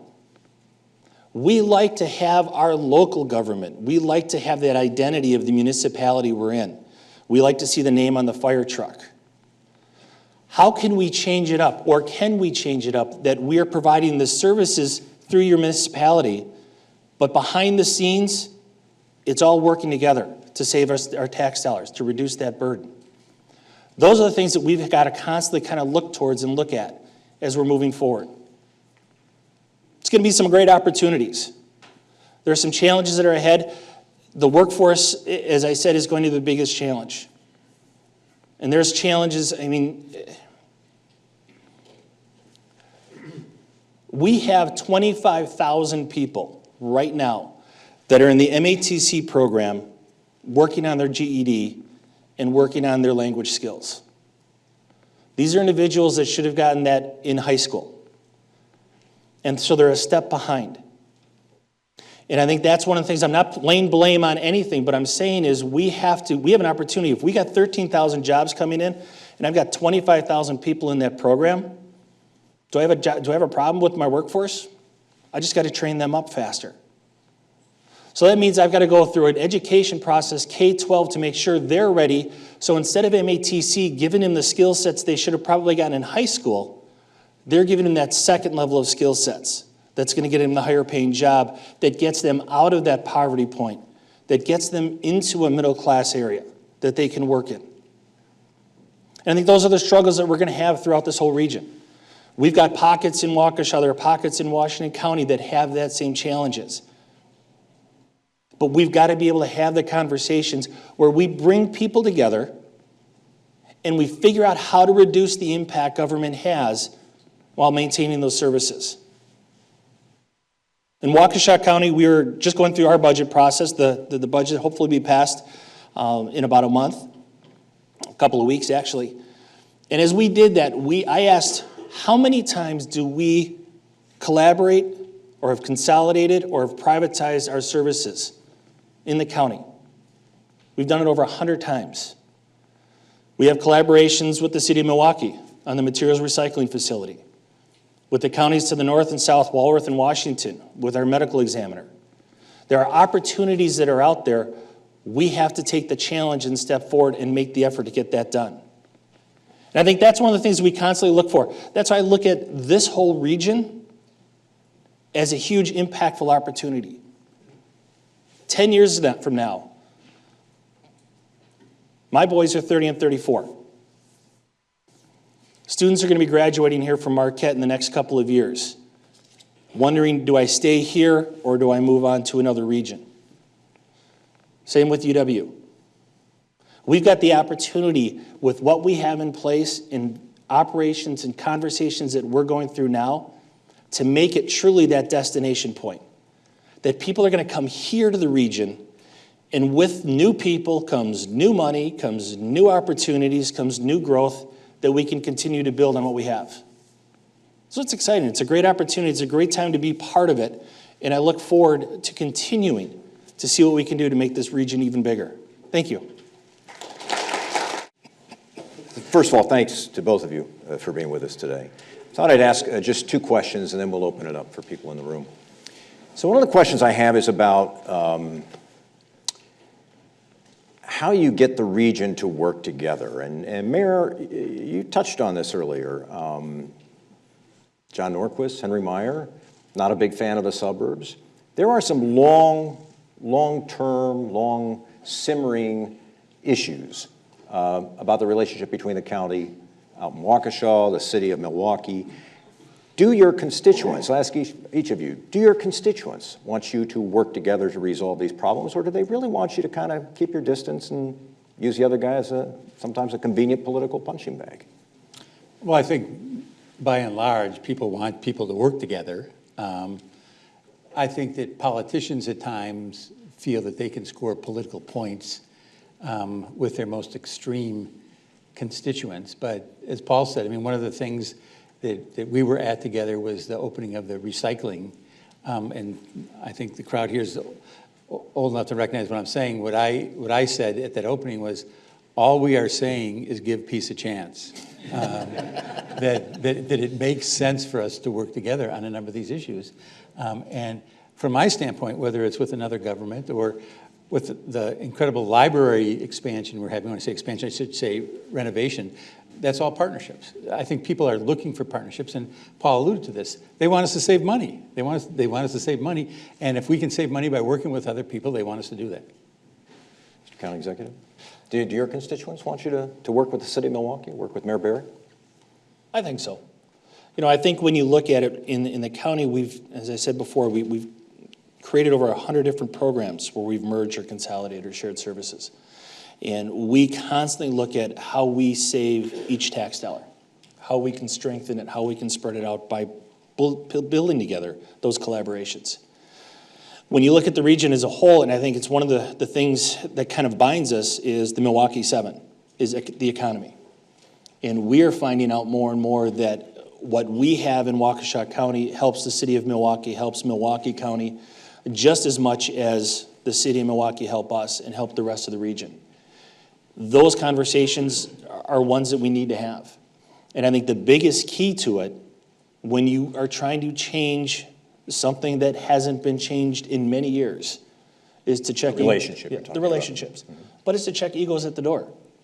You know, it's not about us today, it's about the future of what we're going to present. And if we can really have those frank conversations and really start looking at how can we do it differently, then we can get things done. Quick question about transportation. One of the takeaways for me in John Johnson's presentation was when you look at the demographics of the two areas, so the city of Milwaukee is young. Waukesha County, the demographics are aging a bit. So you both kind of need each other in a way, don't you? How do you connect people? You talked about driverless cars, but some people don't have cars. How do you connect the people who need jobs and a county, for instance, that's going to need workers? Well, I have a rule, never get mad at money. That you can have political disagreements or personality disagreements, but at the end of the day, you have to do what's right from a financial standpoint. I think for transportation, you also have to understand the world we live in right now. I was in Minneapolis a week and a half ago, and the light rail system was going gangbusters. And I hope R.T. touches on what a miserable failure it has been. Because I think what you're going to see is that connecting regions is important. Look at, people forget, and you talked about the sports a little bit. In 1980, Denver was the minor league affiliate for the Milwaukee Brewers. Think of that. Denver was smaller. It was a Milwaukee minor league affiliate. And what they did is they connected the region from a transportation perspective, and they're going gangbusters. So that type of thing tears down the barriers. And we have just had, obviously, a huge challenge in southeastern Wisconsin of connecting the counties, whether it's buses, whether it's light rail, whether it's streetcar, whatever you want to do. We have not been able to do that. And one of the things that we looked at when we were looking at the streetcar was we looked at the density in the largest cities. The only two major metropolitan areas other than Milwaukee that didn't have some fixed transit were Wichita, Kansas, and Fresno, California. And when I look to the future, when I look 10 years from now, who do I want Milwaukee to be competing with? I want us to be competing with the Twin Cities, with Atlanta, with Portland, with Seattle, with Denver. And with all due respect from anybody who's here from Wichita, that's not who I see our competition as. And so we have to find ways to connect people to different parts of this region. County Executive Farrow, how do we connect the... I think it's going to be a twofold answer no matter what we look at. And the reason being is density population.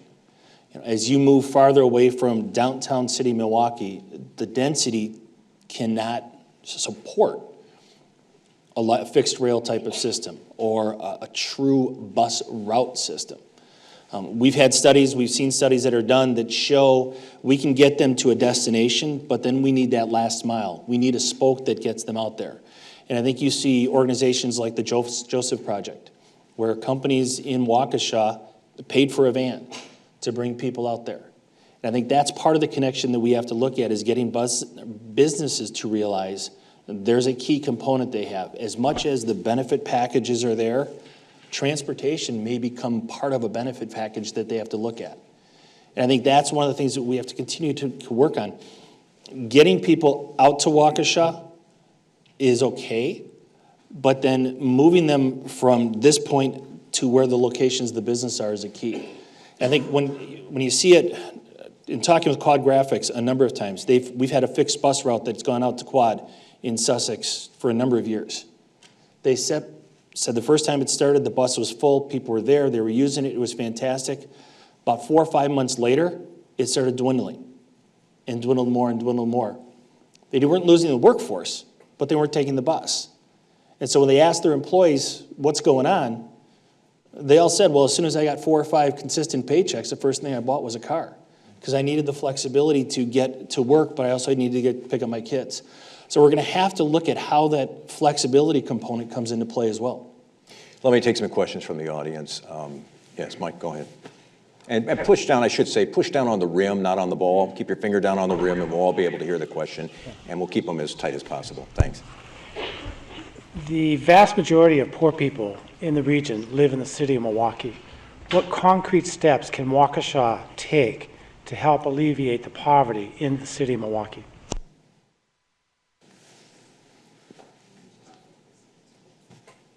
It's a great question.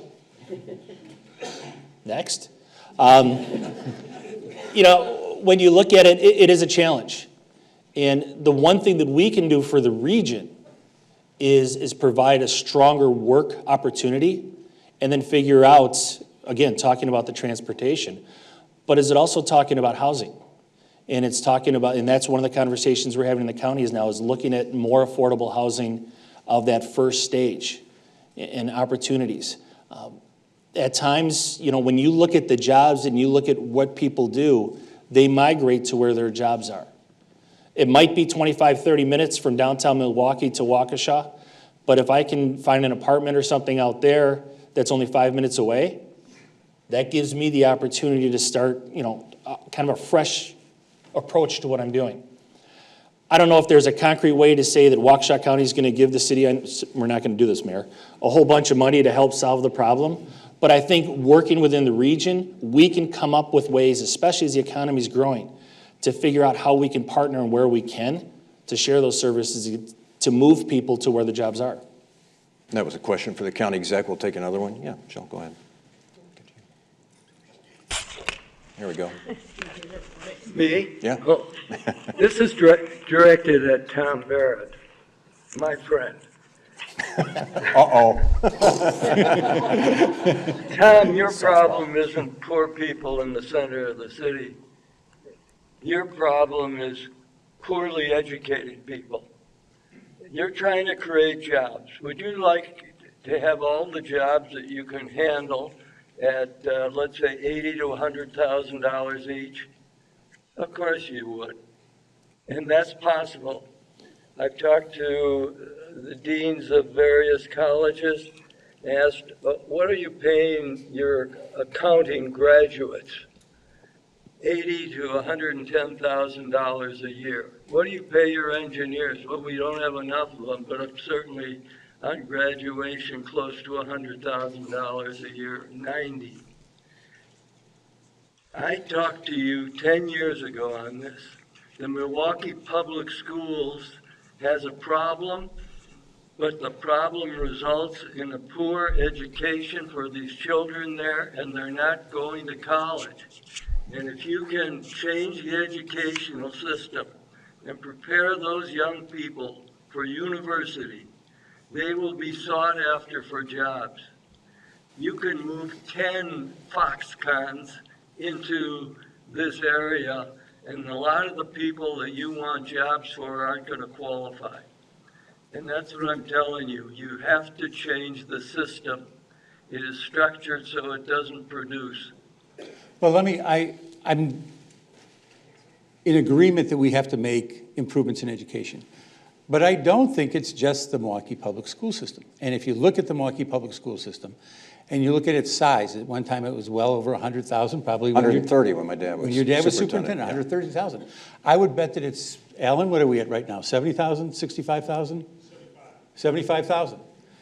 So 65,000 kids, have I got my math right there? No, maybe 55,000 kids, whatever.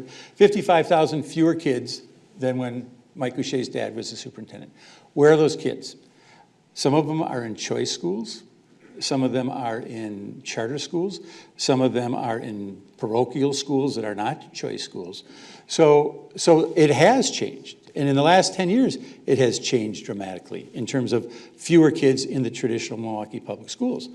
My question, for example, for employers here, how many kids are working for your company that went to a choice school?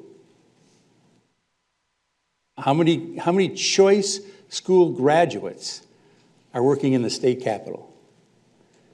I would bet you that it's fewer than 10 that are working in the state capitol. The choice school, that people who don't like MPS love. So I'm not going to say that there's not a problem, because there is a problem. And some of that problem obviously is schools, but I'm also not going to condemn every public school. You look at Rufus King, you look at Reagan, you look at High School of the Arts. My 4 kids went to the German immersion school, okay? They went through the German immersion school, then they went to the same parochial grade school, middle school that I did. All of them have gone to college or gone beyond. What's the factor? Well, their parents went to college. And so when you talk about generations of poverty, it is true that here in Milwaukee, we have low-income people who have low-income children, without much education. And the challenge is to get their parents in a place where they can be helpful. But again, I'm not going to sugarcoat it. I know we have an issue there, but I think the Milwaukee Public Schools, under our superintendent, she doesn't paint a rosy picture. She says that the dropout rate is too high. She says that the scores are too low. So this is not a situation where you've got a superintendent who's in denial, and she's trying to do everything she can to move those kids up. I'm going to run, is that? There has to be a solution. And as the mayor, you should lead that solution. Well, you may or may not remember, several years ago, I said that I thought the mayor should be the head of it. And that was met with deafening silence from people on both sides of the aisle and the business community. Deafening silence. I'm going to run 2 minutes long, and then we'll have Joe introduce Mayor Rybak. So this is going to be the final question, okay? Right there. You had your hand up earlier. Thank you. And if you can keep it brief, and we'll wrap it up. My question is about Plan C. So at this point, you're planning, Mayor Barrett, you're planning to cut the fire and police department significantly. Is there a possibility that you can still have an advisory referendum in April to find out whether the taxpayers in this region would support any sales tax, and then we could go back to the legislature and say, we have the support, you need to change your mind? Well, to let you know what a rosy-eyed optimist I am, I think if every person in this room contacts the governor and their legislators and says, before you adjourn this year's legislature, can you just pass a little piece of legislation that gives the city of Milwaukee the right to hold this referendum? We can have a binding referendum in April. I haven't given up that fight. I haven't given up that fight at all. But I need to have the firefighters union, I need to have the police union. They're helping me. And thus far, that hasn't happened. And I'm talking about their jobs. That's the irony of this. I'm talking about their jobs. So I need to have help right now, in real time. And that's one of the reasons I didn't spend as much time about the vision of the future, is I'm dealing with reality right now. And did I like to have a budget that cut 33 police officers? Of course I didn't. And do I want to cut 75 firefighters? No, I mean, we're going to have to cut some. But I'm looking for ways to deal with this problem right now. One of the values, because I've served at the federal level, the state level, and the local level, is at the local level, there's not a lot of theory. It's okay, what works, what doesn't work. And it's very gritty. And so I'm right now still trying to find a way to have the business community get engaged on this. The business community, and you could see it in Charles' question, the business communities, their goal is to have a half-cent sales tax on cultural and things like that. Man, I need cops and firefighters. That's what I need, and I don't need it in the budget 2 years from now. I need it right now. So that's what I would ask you to do. I don't want to, I mean, and maybe we do that in April, I don't know. But I haven't stopped fighting to try to get this right now. I'm going to have to wrap up our conversation. I want to thank Mayor Barrett and County Executive Farrow for being with us today. Thank you, gentlemen. Thank you. Always a pleasure. Thank you. Thank you. You bet. Thank you. So I, too, want to thank the mayor and the county executive for being with us. They are visitors here from time to time, and I expect that as the Lubar Center goes forward, that will be the case all the more. Our keynote speaker today comes from outside the Milwaukee area. R.T. Rybak is the president and CEO of the Minneapolis Foundation. This is one of the nation's oldest community foundations, active for more than 100 years and engaged in 6 areas: the arts, civic engagement, economic vitality, education, the environment, and health. The Minneapolis Foundation is also one of the nation's largest community foundations. Last year, for example, it distributed $80 million in grants. Mr. Rybak knows a thing or two about Minneapolis and about urban and regional development more generally. He is a native of that city, so he is not a graduate of Marquette University High School. But I will note that he is a product of Jesuit education, having attended Boston College. He is an experienced journalist with his past service, including work as a reporter for the Minneapolis Tribune and as managing editor of the Twin Cities Reader, among other positions. And, as Mayor Barrett has noted, Mr. Rybak was Minneapolis's 3-term mayor from 2002 to 2014, receiving almost 3/4 of the vote in his final election before deciding not to run for a 4th term. Not just in that decision to stand down, but also in his recent book, Pothole Confidential, Mr. Rybak reveals himself as less an elected official by primary interest and more as a journalist perhaps, or certainly and simply an engaged citizen.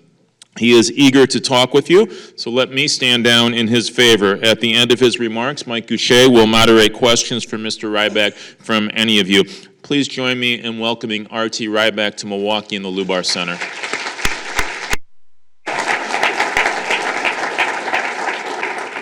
Thank you very much. It's just terrific to be here. You got it? Okay. It's just terrific to be here with my good friend, the mayor, and the other mayor. Where's Mayor Nelson? Where did you go? There you are, right back. Good seeing you again. And County Executive, thank you. That was really fascinating. I want to say I am not an expert on Milwaukee and the region. I do know enough, however, to not use the L. It's Milwaukee. I know enough to say bubbler, and I know enough to not mention Anthony Barr's hit on Brett Favre. But aside from all of that, I just want to say how wonderful it is to be here and how incredibly important this initiative is. I really jumped at the chance because the opportunity to have this leading civic institution now take this next step is a huge one. I'm a person who believes deeply in the political system. I spent a lot of time in it, and I believe very much in it. But I'm not solely a political person. I'm a civic person. My evolution from a journalist to a mayor to a person who's head of the community foundation, and in the middle of that, working on education disparities, is really a logical one in Minneapolis. Some people say, you know, you'll get this, Mayor, when you retire.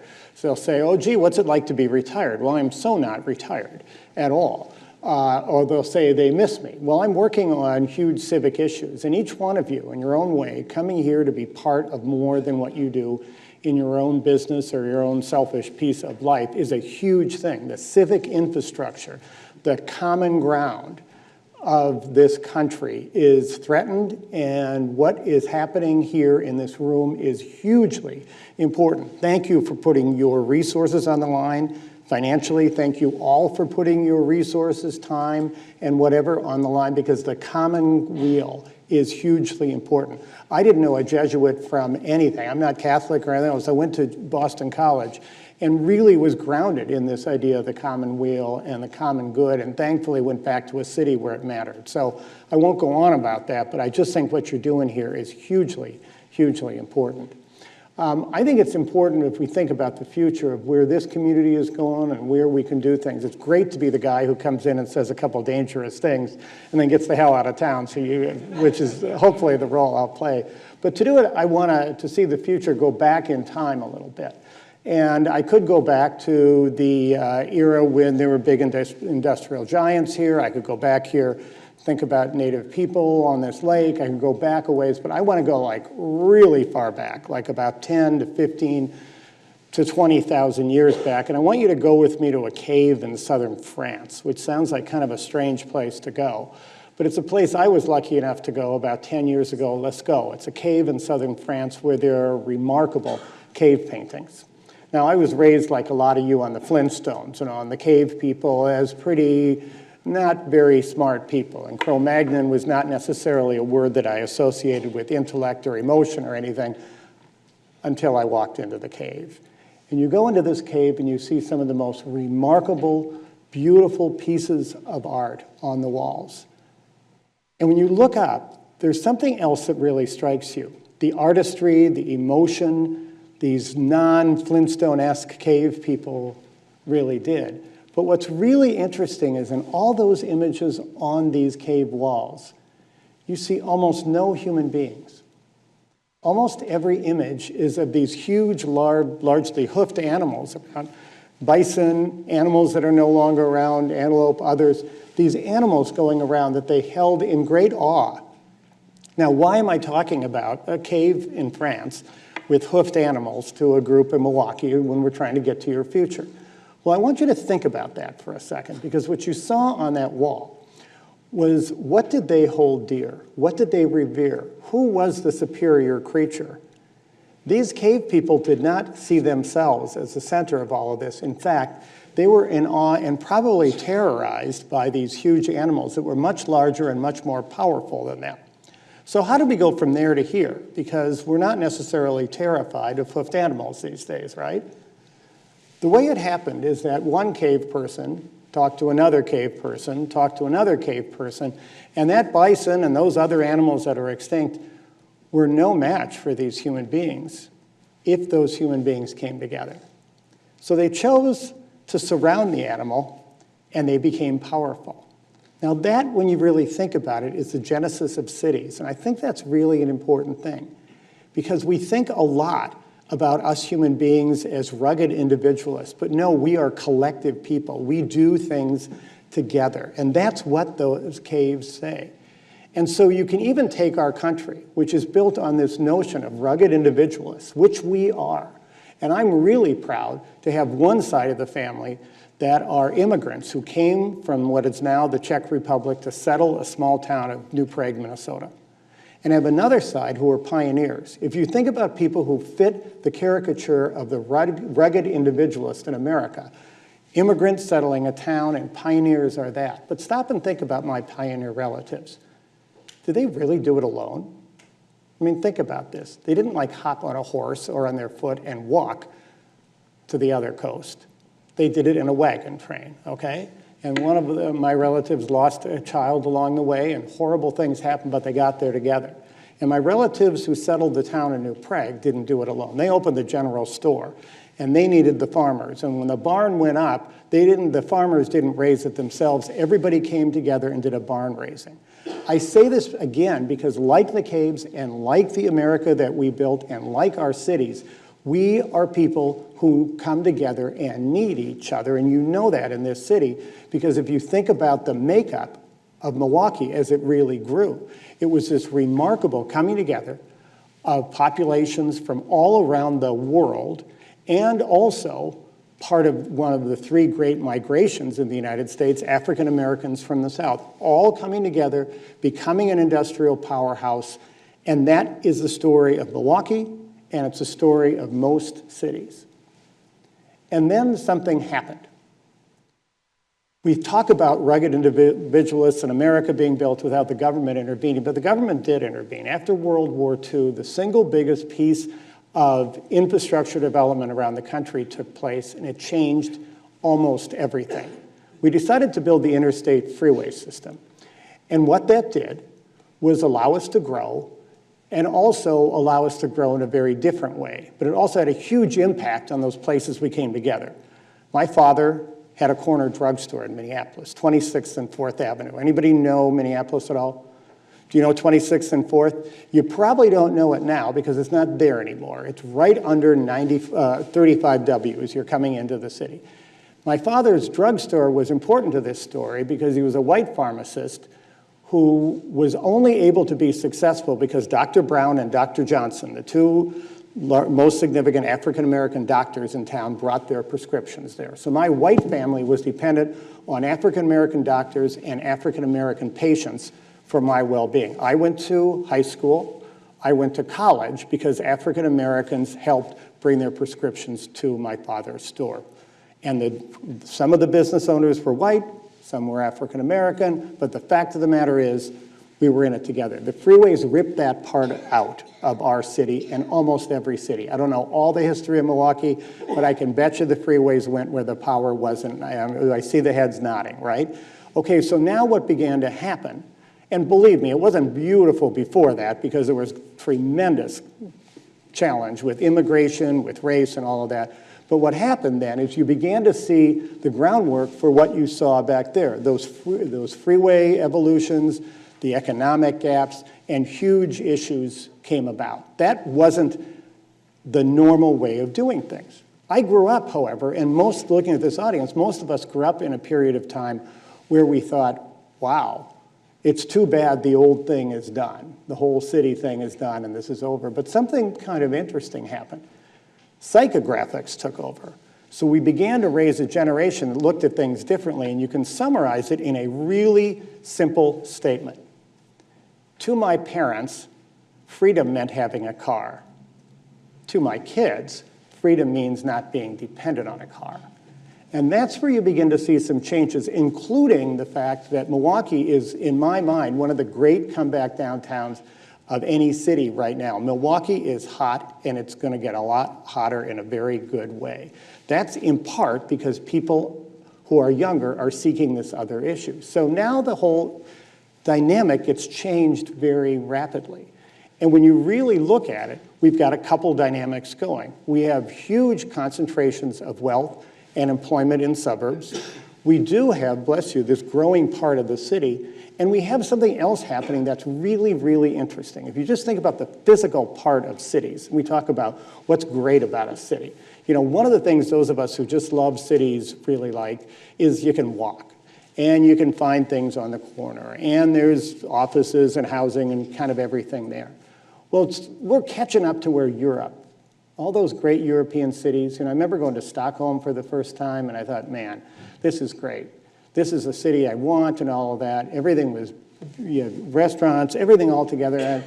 And I was there because they wanted to understand why Somali immigration was working so much better in Minneapolis than Stockholm.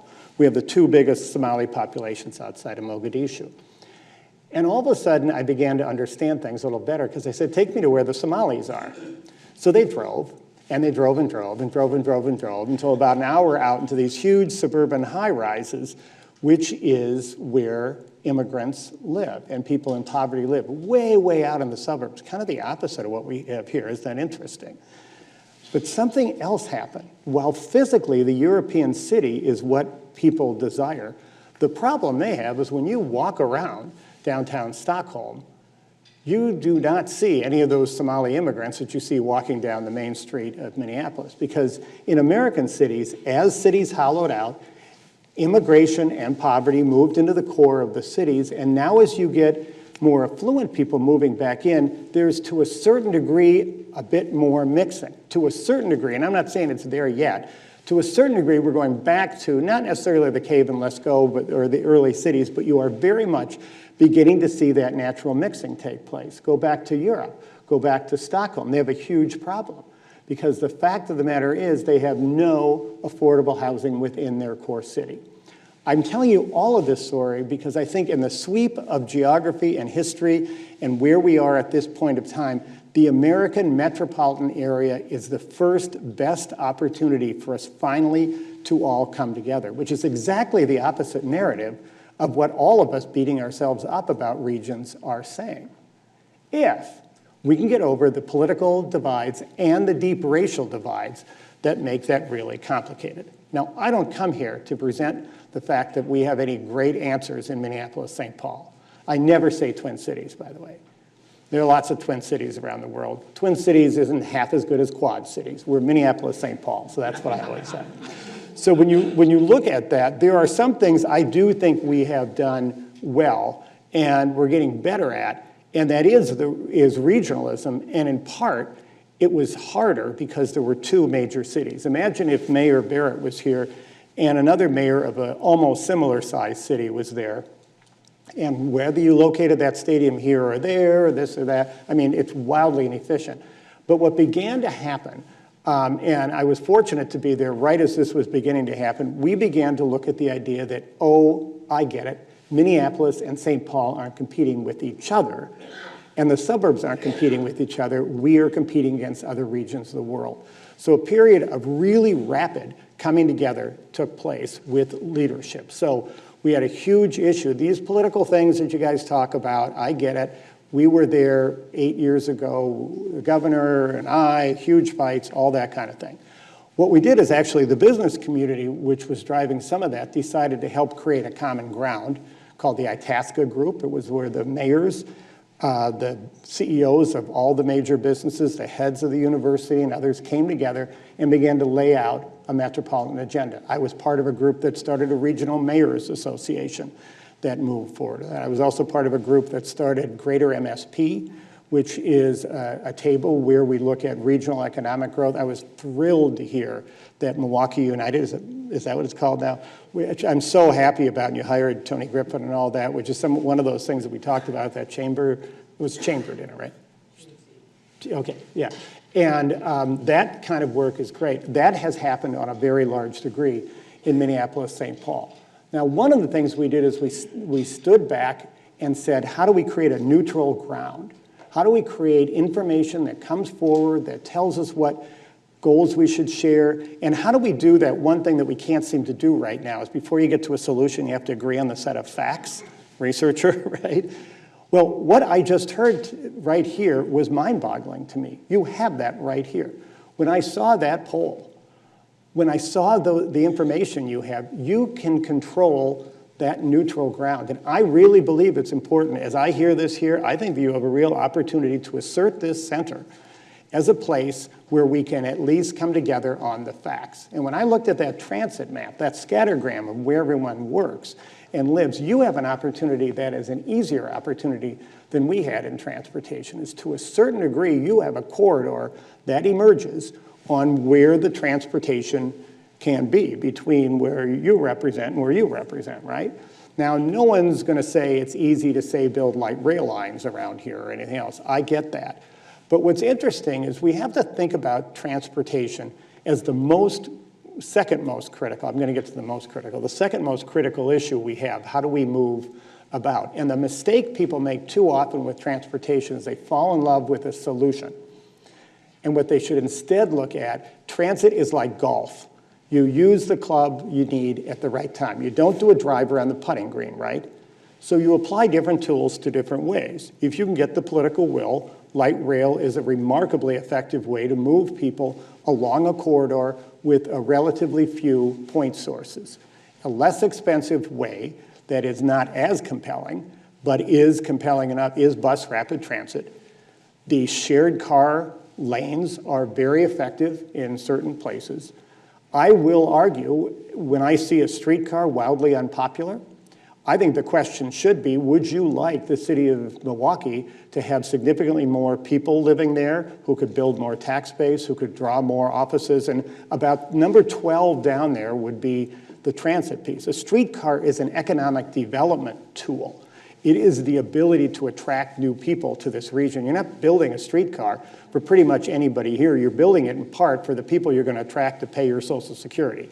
But the issue is you really need to look at the idea of applying the right transit in the right place. I do believe what you could do in this case, and again, it's super easy to just say this and get the hell out of town, but I do believe you should take that data on transportation and do a real global search about ways to move people around in that extremely unique situation that you have. Those two graphs that you showed about the age in Milwaukee and the age as you go out west is fascinating. And it's true. And you know what's really good about your situation? Transit goes two ways. When people think about transit planning, they're always thinking hub and spoke.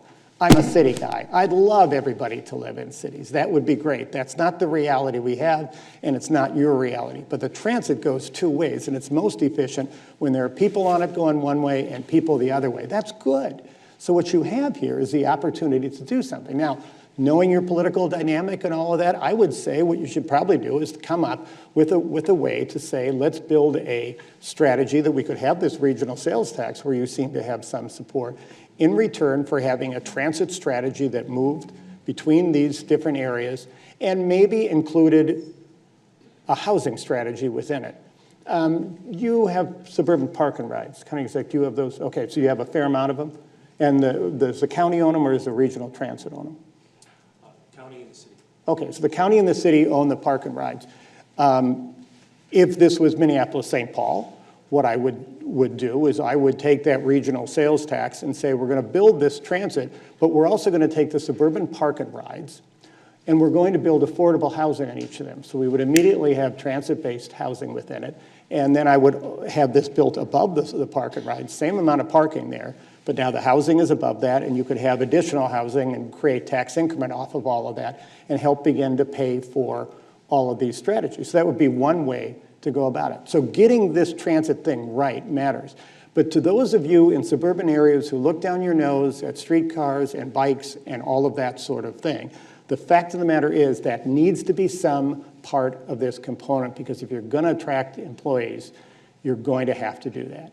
I would also, if I had more time, I'd get into a couple of things. I think you're super wise to be talking about water as you're talking about here. I think it's really important. We also are, Ecolab, Pentair, two of the biggest global water powers now are in Minneapolis, St. Paul. Wouldn't it be nifty if these two communities got together and talked about how we could work together? Because we are going to be the Saudi Arabia of water. It's going to be important. I could talk about all of that, but I want to pivot to one final thing, and that's the issue is building cities is not about things. Building cities is about human beings. And you have a problem here. It's not a problem that's unique, but it's a problem that is significant here.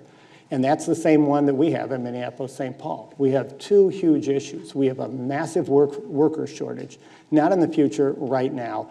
And we have huge economic and education gaps that break wildly along racial lines. These are exactly the same problem, and there's a really inspirational solution on them. The fact of the matter is the worker shortage is 100% about race. Let me give you a couple stats from Minneapolis, St. Paul. You know them better here. But I know in Minnesota, in 1990, we produced 60,000 net new workers a year, 6-0.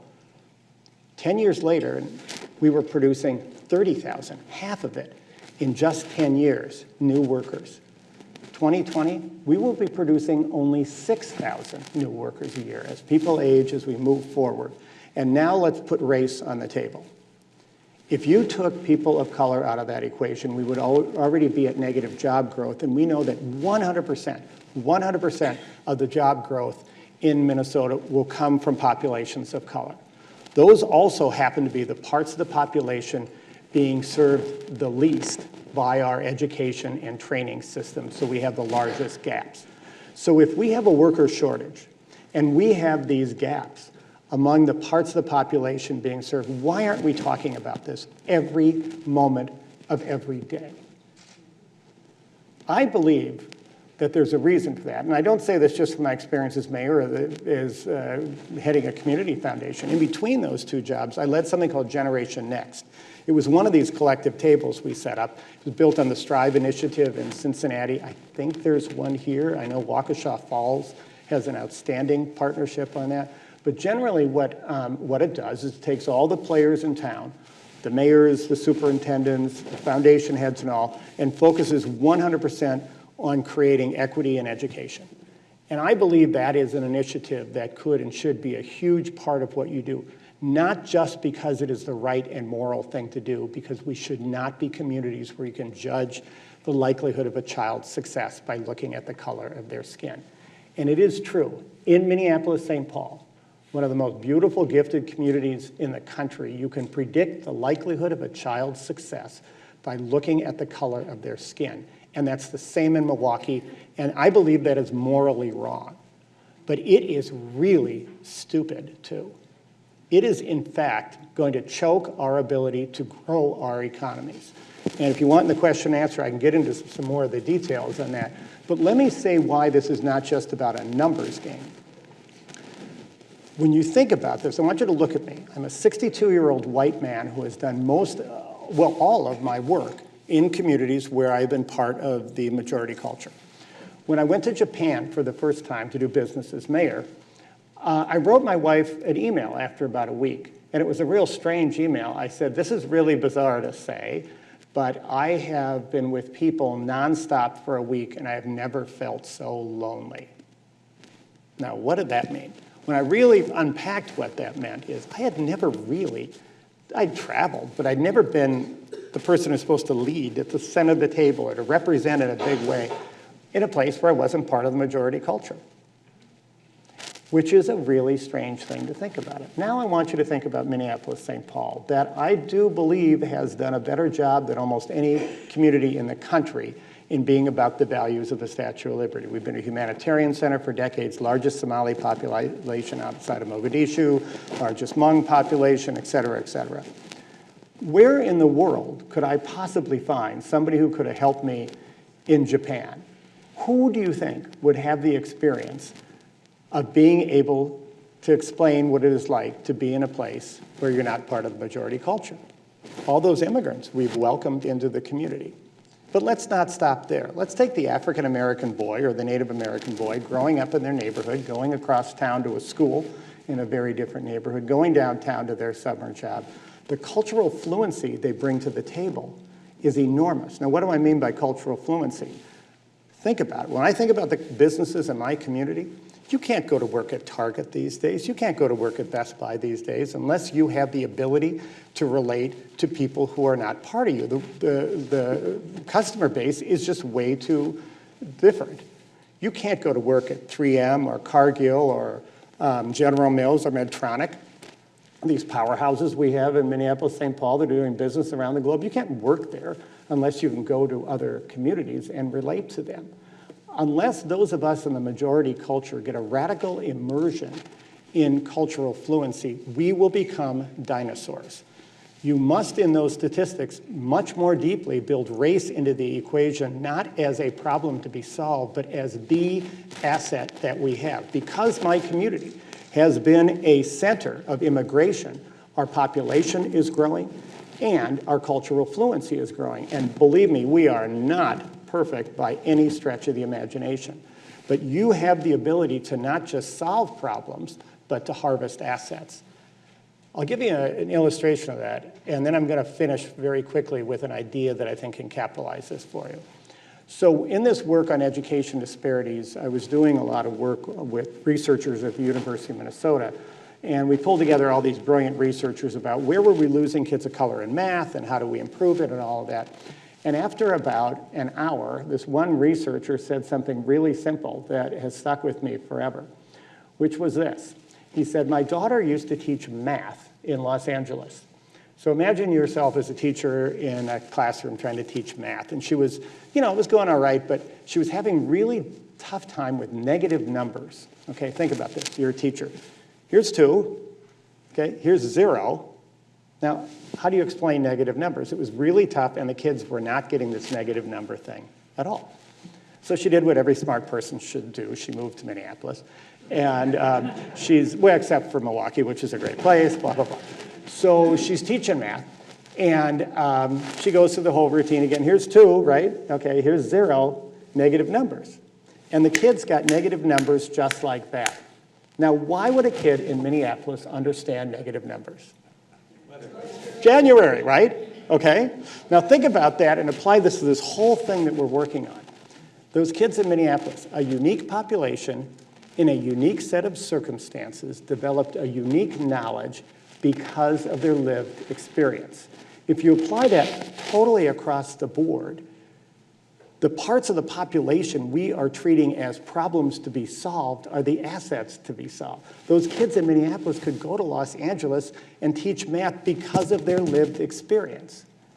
Apply that to that African-American boy growing up in one part of town, helping the students at his high school understand and develop their own cultural fluency so they won't be a dinosaur of the majority population. The kid goes downtown and goes into their office where they're doing a summer job and teaches them the experiences. The summer job program that I'm going to leave you with has this great anecdote. A young Somali woman was working at one of our major accounting firms in her summer job. And I said, "What did you learn?" And she went on for half an hour. And I finally said, "What did you teach them?" And she sort of paused for a second. And she said, "Well, we were celebrating Eid, one of my highest holidays there. And not a single person in my office knew anything about that. And I taught them about Eid." Well, that accounting firm is going to have a customer someday, maybe in the Middle East, maybe here, who's from someone who's part of the Islamic faith. And their competitor is going to make a really stupid mistake. And that firm is not, because that kid got into that office and helped give them one small piece of cultural fluency that gives them an advantage. So I finished with the idea. In 2003, when we were having the toughest employment for young people, that we looked at it as it was going to be the worst since the Depression, bless you. It wound up, unfortunately, getting worse later. But we started a summer job program. So I just got on the phone, called a bunch of people, and got some summer jobs. But I had a great partner, Richard Davis, who was the CEO of U.S. Bank, was one of the people I called. And we got together, we said, let's do this right. So from 2003 on, we developed something called the Step Up Summer Job Program. We went to every business, every organization in the community, and we asked for jobs, primarily for kids of color. And not once did we say, do this to be nice to a kid. We didn't talk about nice, we didn't talk about moral imperatives, we talked about economic future. And we talked about global fluency. To this day, we have now, through Step Up, put 28,000 kids, 86% kids of color, 52% from first or second generation immigrant families. These 28,000 kids have gotten into almost every business in our community. We have built an all-star team that is ready to compete in this region. And now what we're doing is we're creating with Step Up and our other high-performing youth organizations, Connext. It's an alumni association that takes every young person from each of these high-performing youth programs, gets them an alumni association. And like Harvard and Yale and Marquette's alumni association, we're going to network the heck out of these kids. I hope I didn't swear. And then what we're going to do is we've got the HR directors of all the major companies over here. We are building a global powerhouse pipeline. So if Milwaukee wants to compete with Minneapolis, St. Paul on water, or you want to go together, ask yourself where water systems are developed. Do they look like most of the people in this room? No. Are you going to need cultural fluency to do that? Yes. Do you have the populations to do that? Yes. So what I ask you to do is to do what you've always done. And what really made Milwaukee great is to be a place where people came together across lines, where you found common ground. And when you recognized it, when you looked in the eyes of somebody who was different, it was an asset and not a deficit. So thank you.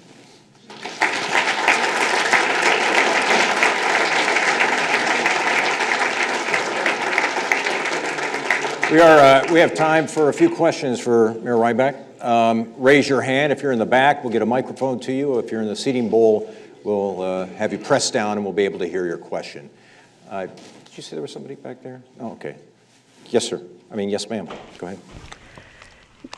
Mayor Rybak, the high-quality parks and public spaces have been a part of your city's renaissance, but also cities around the country and around the world. Milwaukee County especially, has been defunding its parks, and they've been declining for about 30 years. How do you see the role of parks in this thriving region? Boy, I'm really glad you raised that. I should have raised that because I really benefit from being in a community where I don't live in a city with parks. I live in a city in a park. There are parks everywhere, and it's actually a huge piece of what our cities are. But what's really interesting now is there's an evolution from the idea of an isolated park that you go to about a trail experience. So now there's a lot of work being done connecting these, including the regional parks, including the bike and trail networks and all. My wife and I just spent a week in San Francisco. Our son's out there. He's moving back to Minneapolis, by the way. But we were out there, and we had a great time. It was all this great stuff.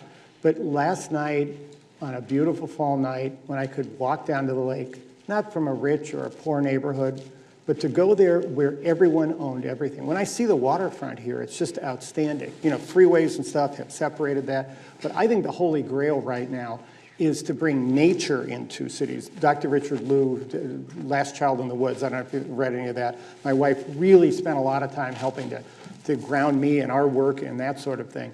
But we know a lot now about what connection to nature does for not only issues like autism and others, but just for our well-being. So I think it's a huge issue, and that's, when we talk about common ground, that's huge. No one gets to own lakefront in Minneapolis. There are 5 houses that do. The rest of it is all open.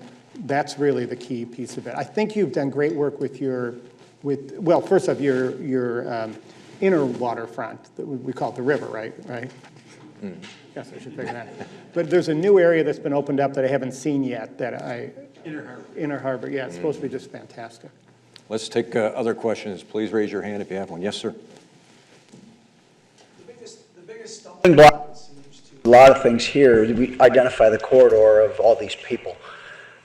Rail transit and the future of how that changes. What's the biggest factor that you have to overcome to get that done?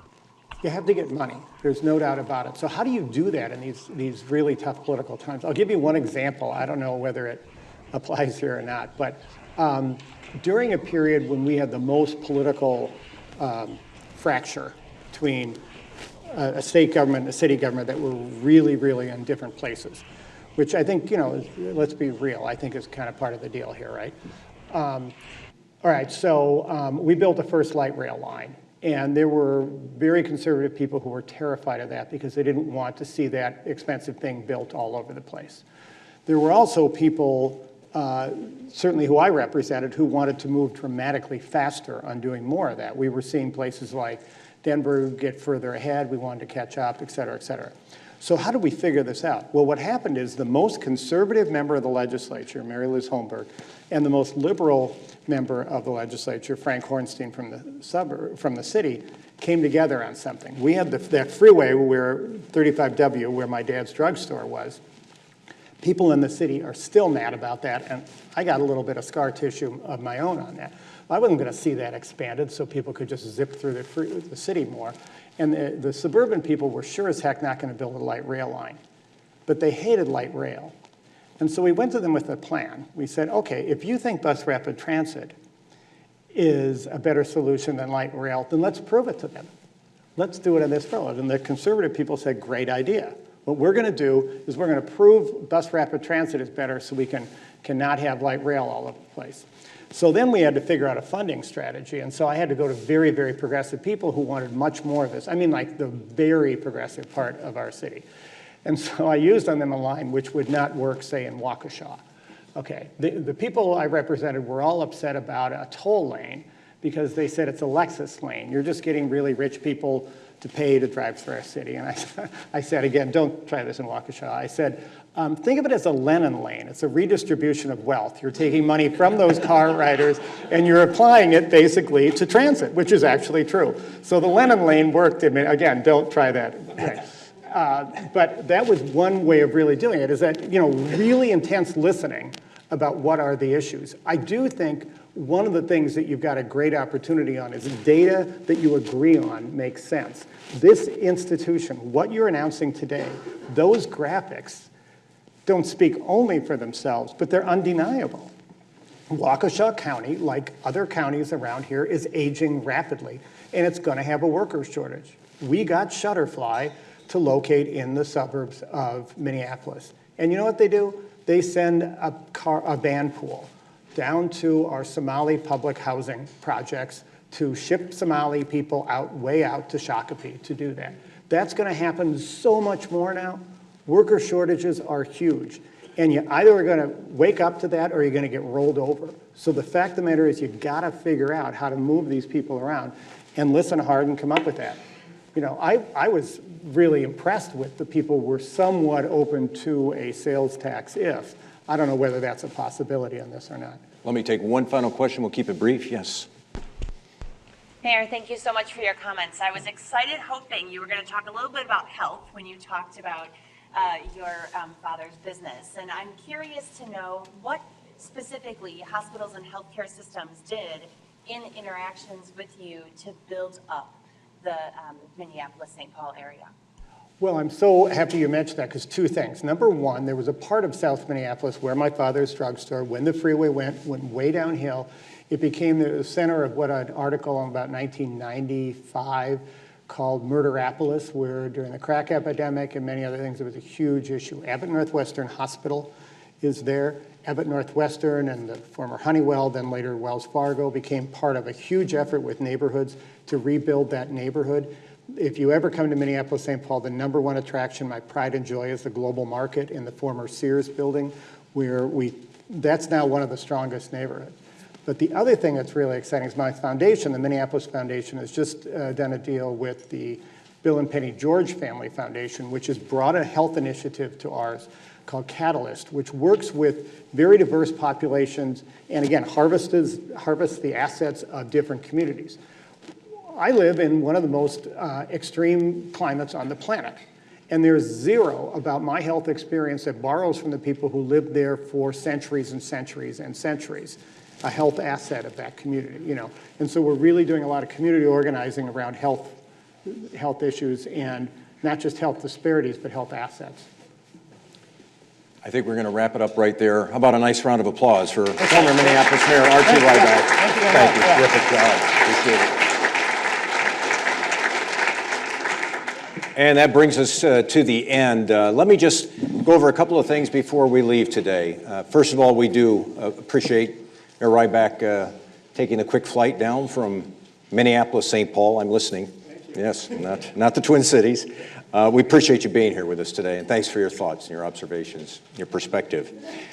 Before you walk out the door today, a couple of things. There are to-go box lunches out there in the atrium. Help yourself. That would be a great thing. There are also copies of the new Marquette Lawyer magazine. As Dean Kearney mentioned earlier, the magazine goes into some detail about how this initiative came to be, and it also has a beautiful feature story on the Lubars. So we encourage you to pick up a copy of the Marquette Lawyer on the way out. That brings me to my final thanks, and that would be to all of you for having the interest and taking the time to be with us today. We greatly appreciate your feedback, your interest in the work that we do here. And I also want to take a moment to thank Mary Ann and Shel Lubar again for their incredible generosity and for their continuing commitment to our city and to our region. Thank you very much. Have a great afternoon.